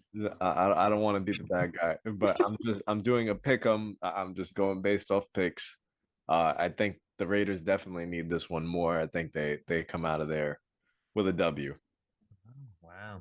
Damn, Johnny T. You gonna take that from Justin, your co-host? Are you fine? I know he's mad at me. You don't want him to talk to you like that? That's tough. That's tough. He's processing right now. What's going on? I'm sorry. I know I told you guys I have to leave around 10:30 and that time has come, but I didn't get to my lock of the week yet. So can I say my lock of the week? Let's go. Absolutely. Brandon's gonna love this. I'm taking the Arizona Cardinals over the Tampa Bay Buccaneers this week. With Trace McSorley. Lock it in. It's happening. Nope, we're vetoing. His lock of the week is not a part of our bet. No, his lock is not a part of our bet. As a guest on the show, you should approve everything I say. No, we're not keeping that as a lock. No, so I verify, JQ. Lock I of the verify. week. Trace McSorley. They're home, I think, too, against the Bucs, right? They're in Correct. Arizona. It does not matter. Crowd's gonna be going nuts in Arizona. It's Get gonna off be it, Trace get off. McSorley Go. time. Leave, No, I leave. just think You couldn't have left on a worser note, JK. I'm sorry. I'm sorry. Left on a worser note. I just think it's funny how the division's shaping up in the NFC South right now. So I mean, right? NFC South, yeah. And Yeah. sorry, I get confused sometimes. You know, with the NFC Beast right now, I get a little Why lost. his lock is not gonna be I think it's gonna be I think it's gonna be a tough game, Brandon, for Tom Brady. I don't know. I just I don't know, man. It's hasn't been I don't looking think too it's good. I watched the game last week against the Bengals when they were up 17-0. I started watching and I watched 5 drives in a row of them turn over the ball, and I said, Oh, "Man," okay. I So was you like, tuned in after they did their best half of the season. Yes. Yeah. But yeah, hey, okay. that's my lock of the week, guys. Listen, I would love to stay longer. A bad on my part. I still have some holiday shopping to do, and I'm sorry I can't stay the whole time. But good luck to all your respectful teams this weekend. I hope they all win. With exception too. With the Bucs, yeah. Sorry. I know. Listen, What's the key Arizona of the all game? the way. What's the key to them winning? James Conner. It has to be James Conner and DeAndre Hopkins. I mean, if I'm Trace McSorley, I'm throwing it anywhere in a 15-foot radius of DeAndre Hopkins every other play, and I'm sure he'll catch it. So I'm not kidding. I just he's that good. So we'll see. But I'm playing DeAndre Hopkins in fantasy, so maybe like a catch or two is okay. So Justin has him. So. I need a touchdown. Yeah. We that's gonna be big. Oh, actually, you know what? Maybe my lock of the week is fighting against me right now. Nah, lock it in. James Conner, DeAndre Hopkins, big day. Devontae Adams, 3 touchdowns. Do we just go on money line or they're covering their spread? Covering the spread. Minus 7.5. Covering the Okay. spread. Yeah. They can lose, but covering They could lose. So it's he's good for playing it both safe. sides. Save for Right. us out loud for TikTok. What do you got this week? Our Week 16 NFL locks of the week. Christmas edition's around football. Let me repeat that. Our Christmas edition locks of the week. JQ, starting off with your special guest. Who do you got? I am starting off with my lock of the week, the Arizona Cardinals. Money line or minus 7.5? Minus 7.5. That's what you were asking, correct? Sorry. Yep. Absolutely. Yeah. JQ, No, what's I'm your- taking the Arizona Cardinals. J-Ray, what's yours? I'm rolling with the Cincinnati Bengals -3 in Foxborough. BC? Dude, I don't want to be a part of this lock of the week anymore. I'm not putting any money. I'm into this sorry. lock of the week. I'm sorry. These are just my lock of the week is the Detroit Lions over the Carolina Panthers. Minus This man. is the worst game. lock. No, I'm not putting. I like that a lot. Brent, I like that a lot. Yeah, because I'm actually being real. This Did I is surprise you, ridiculous. Brandon? I think I caught you off. No, this is You just caught us all by ridiculous. surprise. This is ridiculous. The Lions have an explosive offense. The Lions have an explosive offense. If that game becomes a shootout, it's going to get ugly fast. My lock of the week, guys, it's easy. It really is. Jaguars -2 Thursday night versus the Jets. I'm not really quite sure about the Cardinals pick, guys. To be honest, that's just JQ here. We're keeping it in. Keeping it in. We're You not. should make money. Just if you want to not include that, you don't have to, but I'm with it. If I give you another team, I'll give you give the Titans Steelers. -3? My lock of the week could also be the Steel. Yeah, you know what? Titans. I'll give it as like a group consensus here. I'll give Dallas the Titans -5? -3. No, screw them. I hate them. That's the thing. You want Eagles -5? No. No. I hope they tie. I hope they both lose somehow. On Baltimore. Sunday. How about we On lock Saturday. Baltimore? Yeah, we can lock Baltimore. Baltimore Baltimore -7. Yeah, Baltimore -7. You could take that one too. Titans -3. You could take that. But my real lock of the week is the Arizona. We Arizona got to go with Cardinals. Arizona. That's his pick. Yeah, that's the Let's lock. do it. Let's do it. Watch, they're gonna Let's win, and lose everyone money else is together, gonna guys. lose. So, JQ, you've more than extended your stay. I want to thank you for coming on episode number 61. And as always, you're always welcome back on. Guys, thanks for having me on. I really appreciate it. It's always good to Always, see bro. you guys. I'm happy we made this connection at broadcasting school. I know you guys have talked about in the past, but it's cool how we've all come together and made a good friendship out of this. Brandon, I'm sorry you didn't make the fantasy playoffs this year. I know it's been tough sledding. Yeah, Johnny T, you should have played this year. I'm a little disappointed in you, not gonna lie. But yeah, guys, I've been bullying Brandon's friends all season long. good. Besides Yeah. you, JQ, you're the Yeah. only one. Yeah. JQ, anything like to shout out before you wrap up outside of Brandon not good being good at fantasy? Get ready for the Giants this weekend. I think they're gonna turn some heads this weekend. I think No this is pot the shout out? game. No what? Shout out? The pod. Oh, of course. Yeah. I'm still doing the pod. So Talking Big Blue with JQ, if you guys want to check me out, me and my co-host do some weekly episodes when we have time. We're both working men now, so it's different than being in college. But anyway, when we have time, we love to chop everything up about the Giants if anyone's interested. So I appreciate you guys as always. I love you guys. And good luck to your teams this weekend, boys. I mean, let's win. Like, we don't like losing. Yeah. Losing's not fun. I'm gonna ignore all the pot shots you took at me. Sorry, Brandon. Sorry. I love you, though. It's okay. It's all out of Don't love. backtrack. Don't backtrack now. Don't backtrack now. It's all out of love. Ignore all those. I'm going to tell you, I'm going to wish you a Merry Christmas to you and your family. Thank you. you. A Happy New Year. All right. You guys as well. Merry Yes, Christmas, happy holidays, and happy Arizona Cardinals money line, I guess. So, Let's Go go. Steelers, Connor. Go Steelers. Let's go. Guys, listen, thanks for having me on. Peace. Thank you, bro. I appreciate it, guys. All right. Good to see you guys. Maybe I'll take some pictures for you guys at the game tonight. I mean, remember. Do it in the pouring rain with the Poncho. poncho. There we go. Poncho. All right, guys. All right, Have fun. JQ. Get some good English like Trevor, all right? All right, I will. Thank you, JQ. So that was fun. We got a few more games to cover here.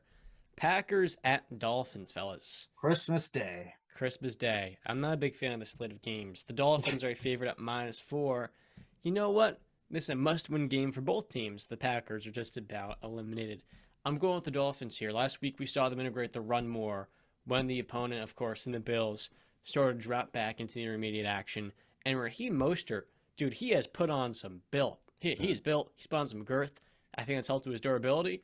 And I think for this Dolphins offense, we're seeing Mike McDaniel evolve instead of die. He, to me, is a great young head coach, and we're seeing that right now with the way this Dolphins team has adapted as teams are starting to counteract their scheme.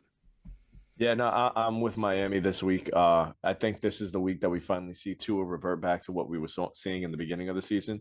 I think this is a great matchup for Waddle and Tyreek Hill to go crazy, pretty much. So I see big feasting for Miami Dolphins. Yeah, we didn't get to talk about the Miami Buffalo game last week, but I was very disappointed in Buffalo's performance. After the last 2 weeks of the game blueprint kind of being put there, and they really didn't follow that blueprint whatsoever. Their corners did not get hands on the receivers. They didn't really take away the middle of the field and negate those intermediate areas. There was a very disappointing performance for the Buffalo Bills defense last week, again, especially in the weather. But when that snow started to come down, the Dolphins took a little bit of a step back. So that's, possibly signs for things to come. I'm sticking with Miami though. They're back in Miami after a 3-game road trip, right? They went to San Fran, LA, and so after they're back in Miami, I think that they get the job done against Green Bay, even though Green Bay is doing okay the last couple of weeks. They're still not playing what we expect them to be, but yeah, I'm going to take Miami. Green Bay has won 2 games in a row against probably the 2 worst teams in football outside the Texans. Jared, next up. Oh, no, he already said Miami. It's at Miami. Yeah, okay, yeah, I'm covering. Was the line? The line is -4 Miami. -4. I think that's safe. I'd say yeah. Next game up, toilet bowl. 15-second round. Broncos at Rams. 2.5-point favorites in Denver. I'm rolling with Denver, man. In Denver's favor at LA. Is Russ playing? Do we know? Nobody knows. Okay. I don't know. Yeah, I'm gonna stick with the I'm gonna go with Los Angeles Rams. Yeah, I'm I, checking right now. I figured you would. Big time Baker. Bren, what do you think of Baker's performance versus the Packers? How's he looking? I mean, I really didn't get to catch it because we were recording when the Hmm. game was going on. Obviously, wasn't that good. It wasn't like his magical performance on his debut, but yeah, I didn't get to really catch it, so I can't give you a Yeah. full opinion. I just know it wasn't a good performance. I bet money on him, and they're doing that again. So, Denver Broncos. Russell Wilson is not on the injury report, so seems like he will be playing. Okay. Next Still game rolling up, with Denver. No. Main event. Buccaneers at Cardinals. This is JQ's lock of the week, -7.5 for Tampa. You know what? I'm rolling with him. I think these Cardinals, while eliminated from the postseason, are going to make this a competitive affair. DeAndre Hopkins is arguably a top 3 receiver in the league. He's got 700 receiving yards already. Yeah, I got the Buccaneers winning, but I think it'll be closer than a lot of people expect.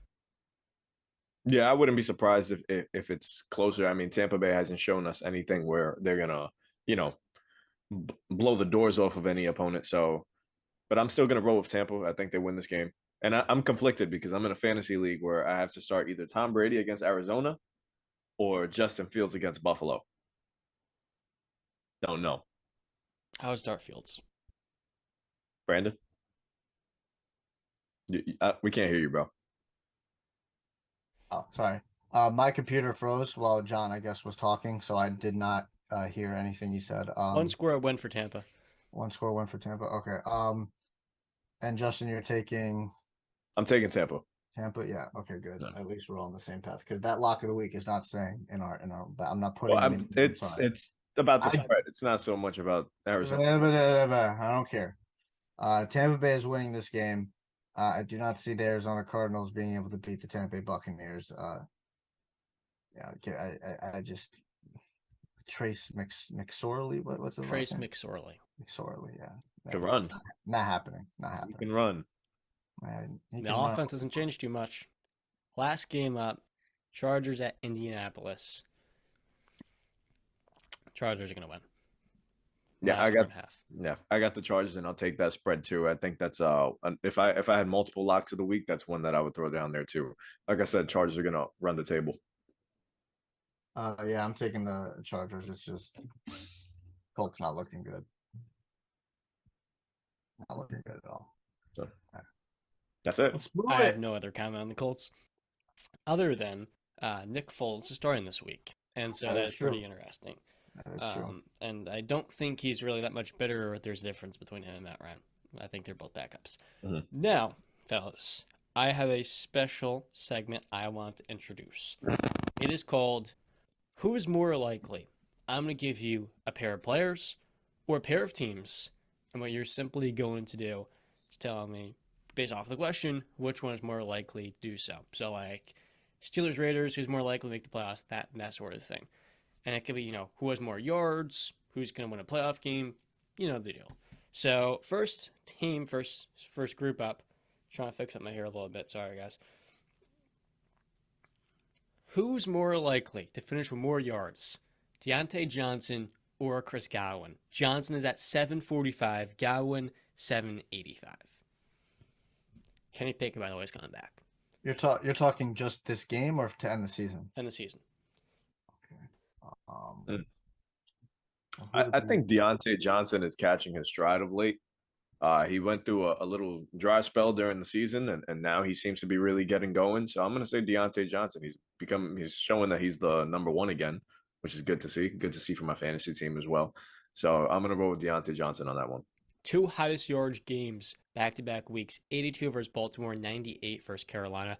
Hasn't had a 100-yard receiving game since week 13 last season. Yeah. I think it'll be close, but I'll give the edge to Deontay Johnson because the teams he's playing these next couple weeks have a weaker secondary than the Bucks have to go up against. Because the Bucks still have the Panthers and their pass rush defense is pretty good. So I'll say Deontay Johnson. Who is more likely to go to the Super Bowl? Philadelphia or San Francisco? Philadelphia. I'm sticking with San Francisco. I just feel like Jalen Hurts has played amazing football, but he hasn't run into a defense quite like San Francisco just yet. I think they're going to cause fits. I think that would probably be your NFC Championship matchup. So I'm going to roll with San Francisco. Like I said, the quarterback play is still there. The defense is really the thing that's going to drive them on their Super Bowl run. So I'm going to roll with San Francisco. I agree. Well, I'm going Philly. I have more faith in their quarterback than I do San Francisco's quarterback. Understood. Okay. Nobody. I don't think anybody would debate that. That's fair. Who's more likely? I was gonna go running backs here, but there's like Josh Jacobs gonna lead the league in rushing. He's got 1,495 right now. The second place is reserved to Derrick Henry at 1,300. So we're not gonna go rushing. We can go passing though. This is gonna be pretty good. Who is more likely to finish with more passing yards? Tom Brady at 3,897.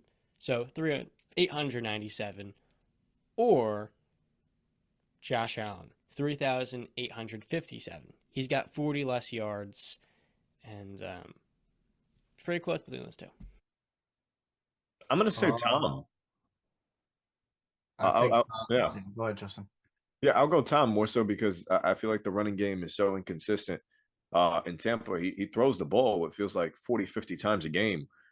So, yeah, he threw for over 300 just this past week. Would love to see him get in the end zone more. But, yeah, he's throwing the ball at nauseum. So, yeah, I'm going to go with Tom. Yeah, I'm gonna stick with Tom. Like Justin said, I think he still has the most pass attempts in the league and the most pass completions in the league.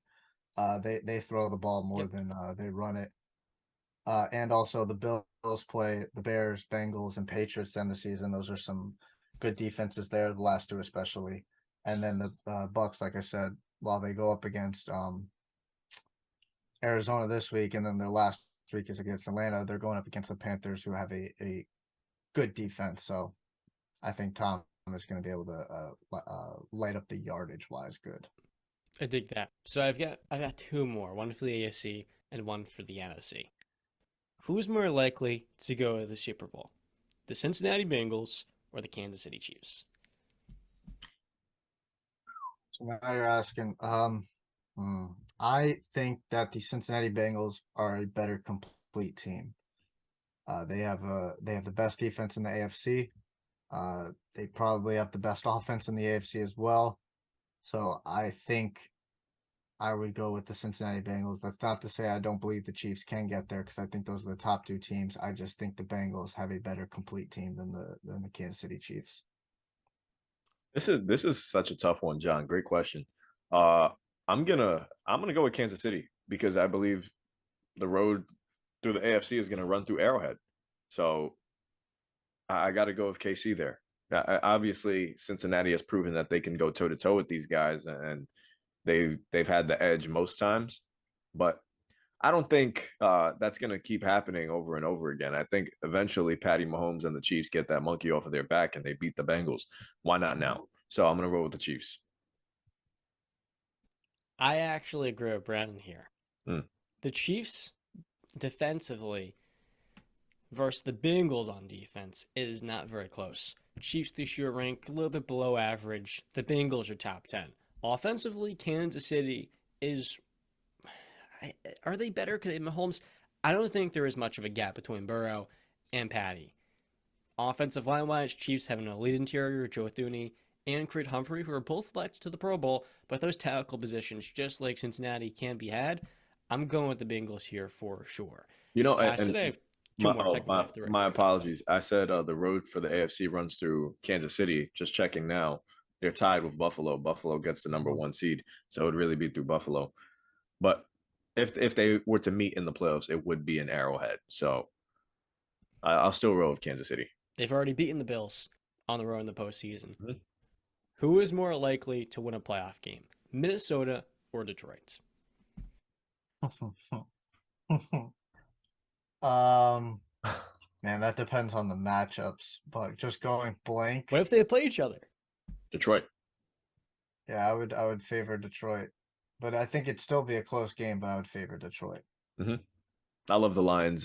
obviously last week you guys threw me in a position where I had to come at them, but I still love MCDC. I'm still a fan of Jared Goff and that receiving core. If they show their face in the postseason and they're going head to head against a Minnesota Vikings team, I think that's their best matchup. I think they're hoping for that. I do agree. I think that's the one game that I really think the Lions can win.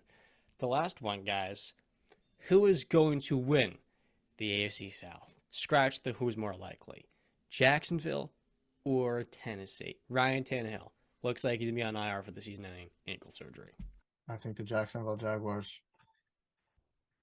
I think Jacksonville too, but a lot has to go their way. I mean, look at you, JQ, and Brandon all picked the Titans to win this week. Jacksonville needs to win today and needs the Titans to lose. They need Houston to spoil the Titans party. So really, Jacksonville is just relying on them, blowing it. Either they keep yeah. Yeah.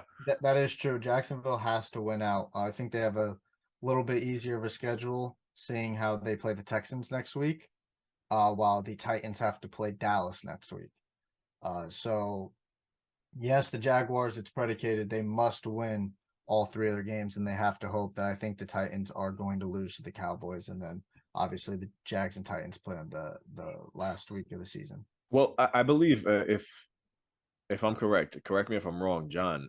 If the Jags go 2-1, which also includes a win against the Titans, and the Titans go 1-2 over this next stretch, I think the Jacksonville Jaguars win the division based on head-to-head record. They'll be tied.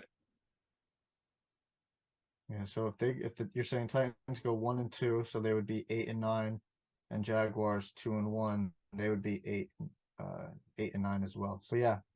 So the Jaguars don't have to win out; they can afford to lose to the Jets. So long as the Jaguars beat them in Week 18, 2-0, they won the head-to-head tiebreaker. Yeah, Jaguars are getting 8-9.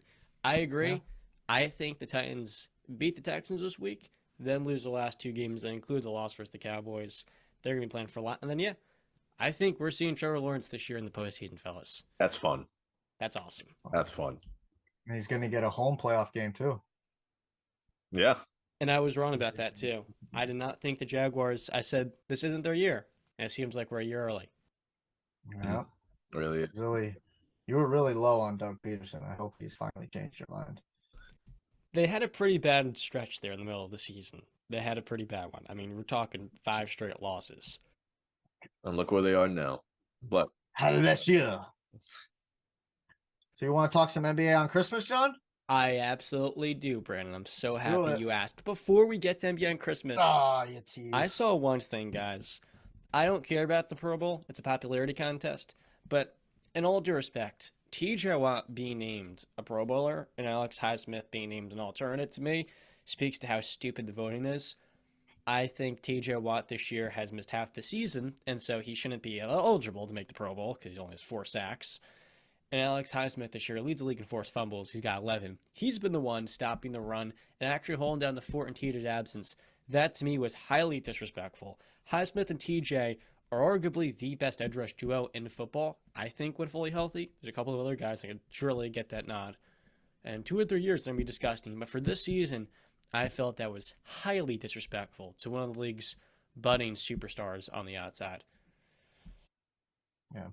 Well, every year the Pro Bowl has their stunts. I think, if I'm not mistaken, DJ Reader for the Bengals didn't get elected either to the Pro Bowl.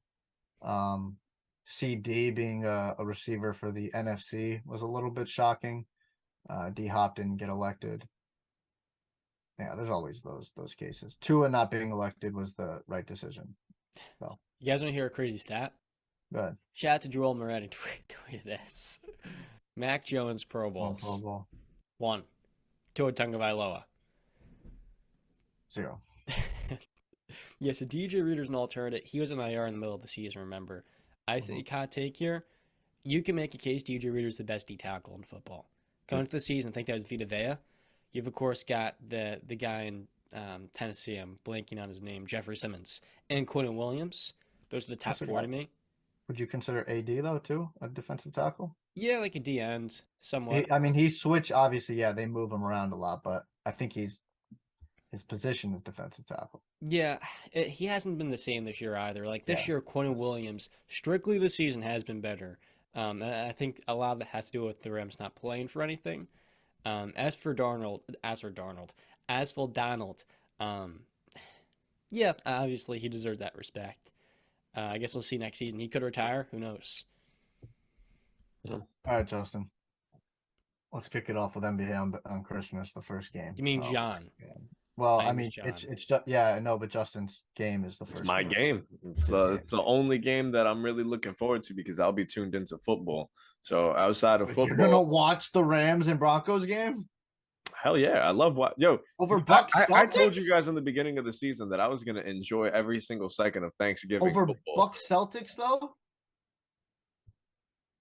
Sorry, Bucks bud. Celtics is such a better game. And I'm too busy on Christmas for me to actually sit down and watch basketball all day. Unfortunately, I can't do that. I don't have that luxury. But 12 o'clock, you best believe I'll be tuned in to my Knicks and 76ers. My Knicks have been playing great basketball. Unfortunately, a tough loss last night. I feel like the only reason we lost that game is Quentin Grimes wasn't on the court with us. When he's there, I just feel like we're a much better team. RJ Barrett dropping 30. Questions about field goal percentage. Guys, in the month of December, his field goal percentage is at 45 plus. So I'm happy with what I'm seeing. 3-point percentage at I think 37. So I'm happy with what I'm seeing from RJ, happy from everybody else. I think this is a great game. This will be a great matchup. It'll be a close one in the Garden. It'll be loud. You'll hear the cheers and you'll see a W from the New York Knicks. I love what we're doing and I'm guaranteeing it. If I'm going to place a bet on Christmas Day, it's going to be on the Knicks. Yeah. J-Ray, I know you're excited because Quentin Grimes and Jalen Brunson have really established this Knicks two-way attack, which can you guys recall the last time they were top 15 offense and defense? I don't think I was alive, if memory serves. So it's time to be excited for Knicks fans. They won last night, extending this win streak to 8. The Nets took an L. No, we lost. We know the Nets had Nets 91 points in the first half. I'm sorry, the Nets absolutely dismantled the Warriors. So you both won. We lost to Toronto last night. Oh, it was last night. 113-106. Right, that's what I'm thinking. They put it back to back. I'm sorry. Yeah. Yep. So the Knicks have won 8 of their last 9. I think the 76ers team, with their big three, Tyrese Maxey, I'm not sure if he'll be back. I think he's had a more extended absence. Harden and Embiid here, I think they pull away in the clutch. I think the Knicks defensively just... Mitch, can he defend Embiid? I'm not sure. Embiid has been that good recently. And the 76ers are a top 3-5 defense in the last month. I have Philadelphia taking this matchup. Sorry, I spoiled the fun, my friend. We don't have the line currently for the game on ESPN. I'll be wearing my Knicks shirt and a Santa hat, and I'll be celebrating. I'll FaceTime you when I'm done. I'm sticking with John. I think the Philadelphia 76ers are going to be able to get out this game, but I do agree. I think it'll be a close game. I expect a big game from Joel Embiid. Big stages. He's got to rise to the occasion. There's not a line on it, but the matchup predictor, New York is 50.8% predicted to win, and Philly is 49.2%. So it's really close. Yeah. Next Sorry, game. my computer froze for a second. The Knicks. Oh my God. The Knicks have a top 10 offense, a top 10 defense, and top 10 net rating. I don't know the last time they've had this. They're even better than what they were in 2021. And I think that's all fun. I think that's great. The Knicks, by going on this 8-game winning streak and whatnot, they're only further cementing themselves in the middle of the pack. And competence is better than incompetence. But I'm afraid, because Tom Thibodeau's their head coach, and because they're not giving themselves these top 10 draft picks, no one's signing in New York. We know that. And you're not getting these top 10 picks to draft the star, which means if you're winning with Tibbs, he's a terrible postseason coach. Let's get that out of the way. He's not going to get you out the second round or out the first round, let alone. The pressure he puts in the front office to make win-now moves fastens what was supposed to be a rebuild and really cements them in purgatory. I'm afraid for the Knicks, they're going to kind of actually give up all these draft picks they have. They have 3 in this upcoming year's draft. their own, one from Denver and one from Dallas. The Denver pick's top 14 protected, so they'll get that. The Maverick pick is top 10 protected. Assuming the Mavericks make the playoffs, that will be theirs as well. If you trade those picks for like an upgrade at shooting guard that's not like a top 50, top 40 player, I'm sorry to do this, J-Rec. I know it's an exciting time for New York. I'm afraid by keeping Tibbs, they're going to try to win now when they're really not ready to. But that hasn't happened, and I think that's you're looking too far ahead right now. I think the Knicks have done an excellent job, and well, they haven't really let their young players play really up until this season. We're starting to see it more, and I think they're beginning to trust the process. And I think that's one thing that you got to give the franchise a lot of credit for is the trusting of the process, not bending to trade for a Donovan Mitchell, but to stand pat and just see what we have and just roll with everything that we got. With the abundance of draft picks that we have, if they opt to trade them, obviously, like you said, it would have to be for the right person, the right fit. And the way that we've moved, I can't see us making a move for somebody that isn't the right fit. So I'm confident in any decision I think the organization is going to make. So I believe the Knicks will be a playoff team this year. I don't see us going too crazy at the trade deadline. I think we're going to roll with what we got, and come free agency, we'll see what's out there. We'll see if any star is frustrated and wants to be playing in the Garden. Then obviously we can't make the same mistake that we did with Melo, trading all of our talent really for a star. All our picks. Yeah, all of our picks, all of our talent, and granted, we had some good years out of it, but they could have been better. So I think we've learned from our mistakes. Yeah, there's no doubt. I think that'll be a good game nonetheless. Next matchup, Lakers at Mavericks. Ultimate snooze fest. No Anthony Davis, Luka Doncic is fun. LeBron last night actually got hurt with a groin injury in their matchup, which if LeBron gets hurt in his age 20 season, for the Lakers, it's time to pack it up. It's time to focus on 2024. And it seems like LeBron should be good. I'm not quite sure how serious that injury will be. He's also had 31 points, 33 points, 30 points, 33 points, and 35 points in his last 5 games. Mm-hmm. LeBron, to me, is the GOAT. The Lakers need to focus next season, and that means not splurging to make the team a little bit better by like moving Pat Bev and Kendrick Nunn for some win-now guard. This game for the Mavericks should be theirs, but we've seen with Dallas this year, they've been a tale of two sides.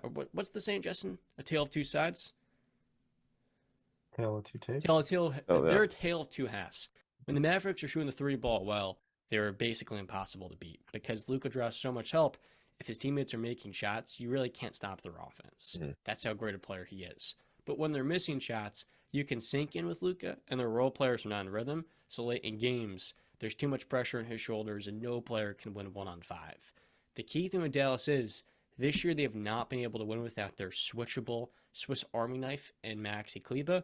He's undergoing what could be season-ending hamstring surgery on a hamstring tear. They're about 2-9 without him this season, last time I checked. So for the Lakers, that helps. I'm still going with Dallas. I bank on Luka winning this game. Young man versus old man. Next game up, Bucks at Celtics. We didn't get to pick. My fault. Yeah, well, this guy. I'll be fast. I'm gonna roll with that. Like you said, Anthony Davis out. I think it should be a snooze fest. I think Luka goes crazy, and I mean it's just awesome to see Luka on the big stage too. Everybody's gonna be watching him, so Luka goes crazy. Dallas gets a W. Wow, man. I mean, I expect this is what I expect. I expect Luka and LeBron to go at it. I kind of expect them both to drop at least 30. And I think it's actually going to be a fun matchup just to watch LeBron and Luka do their thing. No, it's screw it. I'm going to take the Lakers because y'all being downers on the Lakers. I'm taking the Lakers. Okay. I hope you're right. LeBron is 732 points away from becoming the NBA's #1 scorer. That was actually before last night's game where he dropped 35 points. So I think it's quite clear. What's 730 divided by 30? LeBron's going to break the all-time scoring record by March. So I think that's a pretty important thing to note here. Next game up. Sorry, I cut you guys off right there. I didn't realize in my head. Bucks at Celtics. These are the 2 best teams in the Eastern Conference. Probably the 2 most likely championship favorites right now. Who do you guys think will win this Christmas affair? I've got the Celtics. Celtics had an ugly one for a while yesterday. I saw the stat line. I forgot what I was doing. I saw the stats pop up, and they were down by a ton. And I mean, they ended up making a decent game out of it. So I think Boston's my number one going into the East, and I think they show it on Christmas. I think they hold down their home court. I mean, hopefully Chris Middleton plays because without Chris Middleton, this Bucks team is Giannis or nothing. So if Middleton plays, I'll take the Bucks. If he doesn't, I think the Celtics are going to be able to get it done because they have a more complete team. Yeah, Justin, when you were alluding to before, the Celtics offense has been starting to be figured out. Teams play less on their driving attempts. To start the season, they were the most efficient offense in NBA history through 20 games. Now, it's relative to teams that played a full 80-game season, so it's skewed in the favor of the team with the smaller sample size. They're also running cold right now. They haven't shot quite as well as they did start the season, which was historical, because teams are not giving them those open three-pointers. The Bucks are getting back Joe Ingles, he came back on Monday. The quickest return for a player at 35 years old, probably 10 months after having to undergo surgery. I mean, he came back in the same calendar year. That speaks to his recovery and also the Bucks organization. I didn't think he'd be back this damn soon. I didn't even know if Joe Ingles would be back in the NBA, to be honest with you, because he was that bad last season. I thought he would have retired. All that being said, I do have Jason Tatum again in this W. This has been a very good season unless for Joe Mazzulla. I like a lot what I think they won on the big stage. Next game up, Memphis going to Golden State. These to me, maybe I'm going to sound crazy here, these are the top two contenders in the West. But there's no Steph Curry, unfortunately. That sucks. Who do you guys have taking this W? Jordan Poole in Golden State or Ja Morant and the Memphis Grizzlies, who have had a couple of straight losses now? Ja Morant's talking a big game. I don't have the exact quote in front of me, but basically he was asked, I guess, about the biggest threat in the league, and he said Boston. And he was asked anybody in the West. He was like, "Nah, I can take care of the West." So I mean, dude's talking a big game, and I love the confidence. But guess what? Warriors are playing at home, so they don't have as much luck on the road. Got smacked twice now against both Brooklyn and my Knicks. I think they right the ship on Christmas Day. They take care of business at home in San Francisco. Yeah, I hope Andrew Wiggins right now is being said he's going to be out. I hope he's able to play, but it doesn't look likely. This is John Morant's debut on Christmas. I expect him to ball out, but I also expect the Warriors to put up a much better fight on the world stage, if you will. I expect a big game from Klay Thompson and Jordan Poole. Draymond to do his thing. James Wiseman, Joe, dropped freaking what did he drop? 31 and 6 last game, right? If I'm not mistaken. That's a freaking career check. day. I didn't catch it. Career day. That's how I looked at it and I was like, what the hell? He dropped 31? He had 30 points last night on the Brooklyn Nets. 12 of 14 shooting. That's freaking, there you go. A career day for James Wiseman. Probably don't expect that again. But yeah, I'm gonna go with Justin. The Warriors have been crap on the road. They've been great at home, so I think they're gonna be able to get the job done. Well said. Last game, Phoenix at Denver. 10 o'clock start, 10:30 start. That's a late one, guys. But for people on the West Coast, it keeps them something to stay up to. Yep. Oh man, I think the Suns are being the Nuggets. If you know anything about Devin Booker, where he performs best is against drop back bigs. Guys that in pick and roll will allow him to find shots mid-range. That's how the Suns, they swept the Nuggets in the 2021 postseason. That's a pretty tough matchup for Denver. And DeAndre Ayton, he got into a little scuffle with Monty Williams 2 days ago at after timeout in their loss versus the Wizards, I think. But I think Ayton can do a good enough job on Jokic. It's what he's done for a while now. So I had the Suns taking this game at 10:30. Yeah, no, I do too. I'm going to take Phoenix on the road here. This is a tough matchup. Should be a good game. I mean, Nuggets, I think, were my favorite to even get to the NBA Finals. But I expect it to be a tough one. Devin Booker should put on a show. I think the Suns are a better team than I initially expected they would be going into the season. I kept saying the window is closed.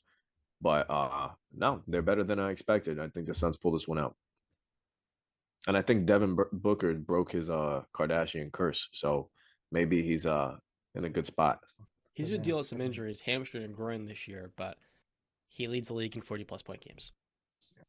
I mean, god damn, it sucks. Michael Porter Jr. is not going to be playing in this game. We've got, Hillman. but I'm gonna go with you guys. I'm gonna say the Suns are gonna be able to get this game. I think Devin Booker's gonna have a big game. Chris Paul addition, the assists. Give me the Suns. Brad, I want to ask you this. So, Chris Paul is he's 36 years old. I want to shout him out for graduating college at Winston-Salem University. That's a great chat to him. He's actually 37, excuse me, not 36. This year for Chris has been a very up and down season. He had 28 points the other night versus the Lakers, and he had another 24-point game against the Pelicans.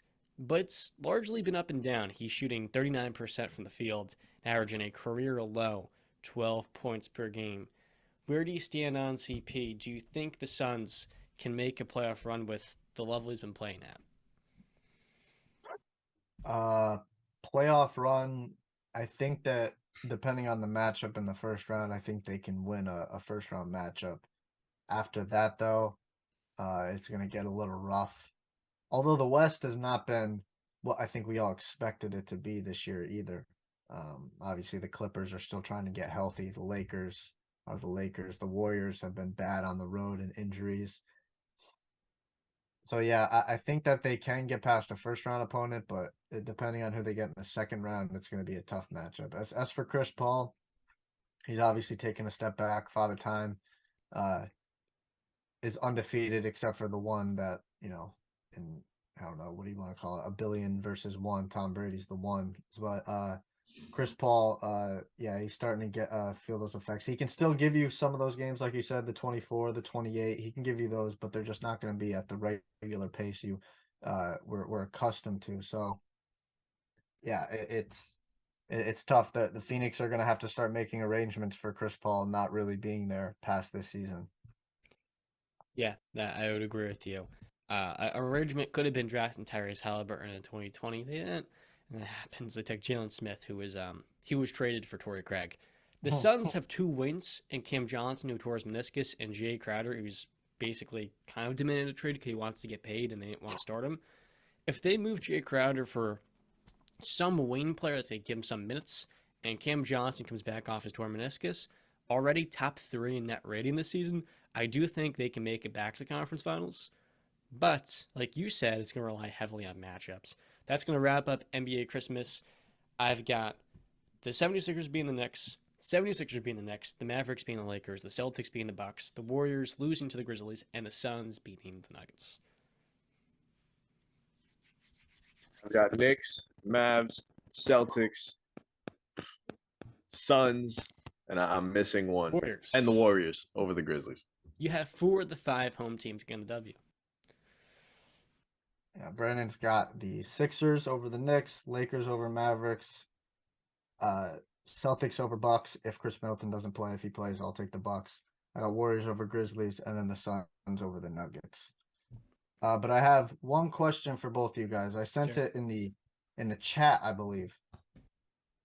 A tweet from one Mr. Rob Gronkowski. Trolling, not trolling, serious, not serious. He tweets, "I'm kind of bored, ... And he put an emoji. I forget what the emoji was.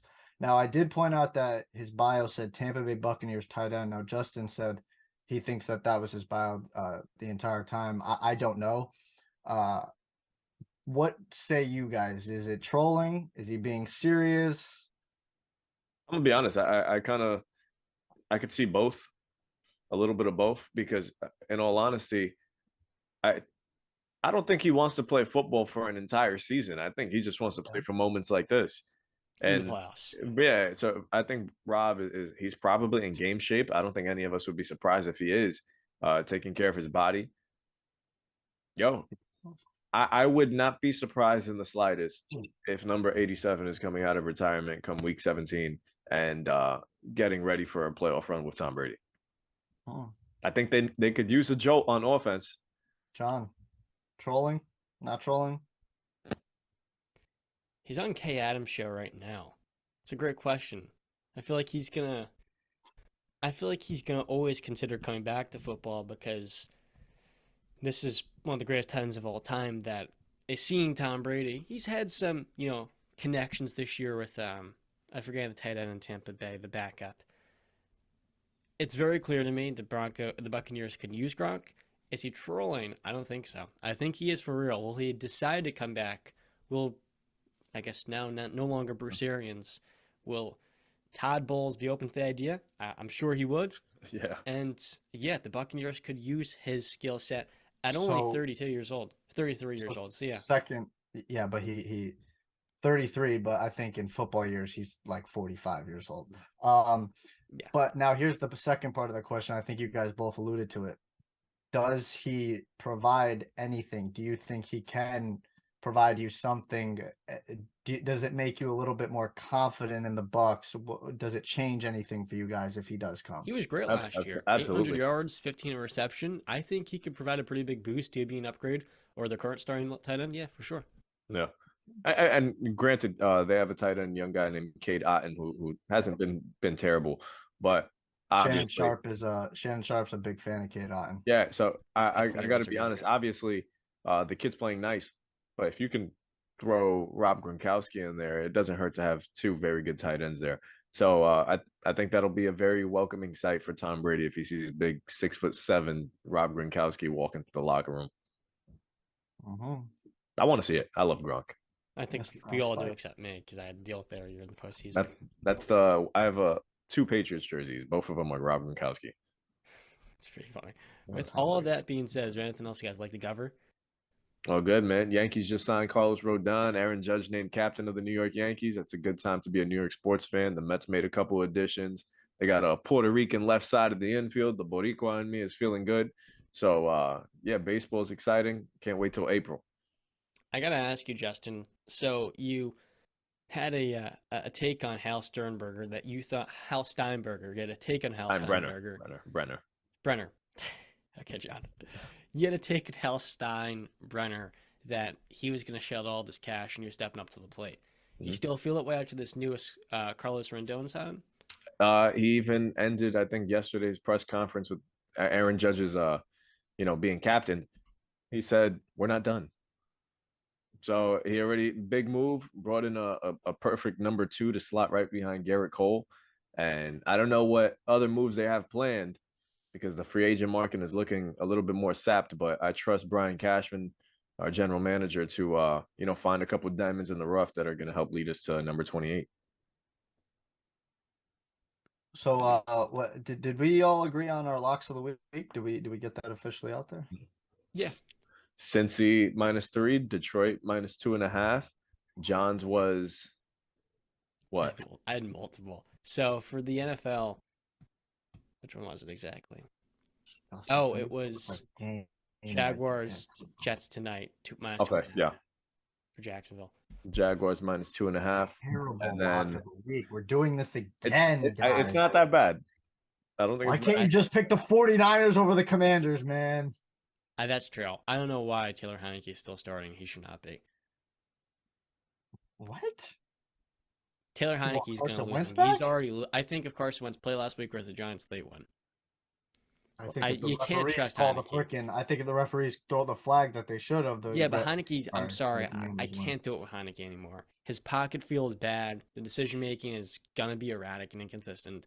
And I just don't think they can win with him or go to the playoffs with him. I think it's way too wobbly, frankly. Oh, yeah. So we could roll with those, but we'll talk about that through text. We'll get that all situated. Of course. With all that being said, his name is Have a Hal merry- Steinbrenner, John, not Hal Steinberger. With all that being said, Let's wish everybody a very Merry Christmas, Happy Hanukkah if you celebrate, a Happy New Year if we don't see you guys till then. Probably will though. But yeah, thank you for joining us. We're rounding the bases, as the baseball players say, of 2022 headed to 2023. This is freaking insane, man. Thank you guys for tuning in. Love the support, love the interaction. Please don't forget to like, comment, and subscribe. We love it. Thank you. I love what you said there. We're rounding third and we're heading for home. We're about to be in 2023. Yo, it's been an awesome ride with you guys. I'm looking forward to bigger and better things. I mean, I know we're gonna see each other soon before the new year, so Yes. we'll talk then. Well, so Love I it. wish everybody a happy new year and all that, but this has been an awesome time. I hope you guys enjoy your Christmas, and I hope, did you guys buy me anything, or am I I was left out? thinking that, and I I've decided already not told to. I've already Respectfully. told people, Justin, I'm a next year kind of guy. I gotta get the Okay. money situated. Next year.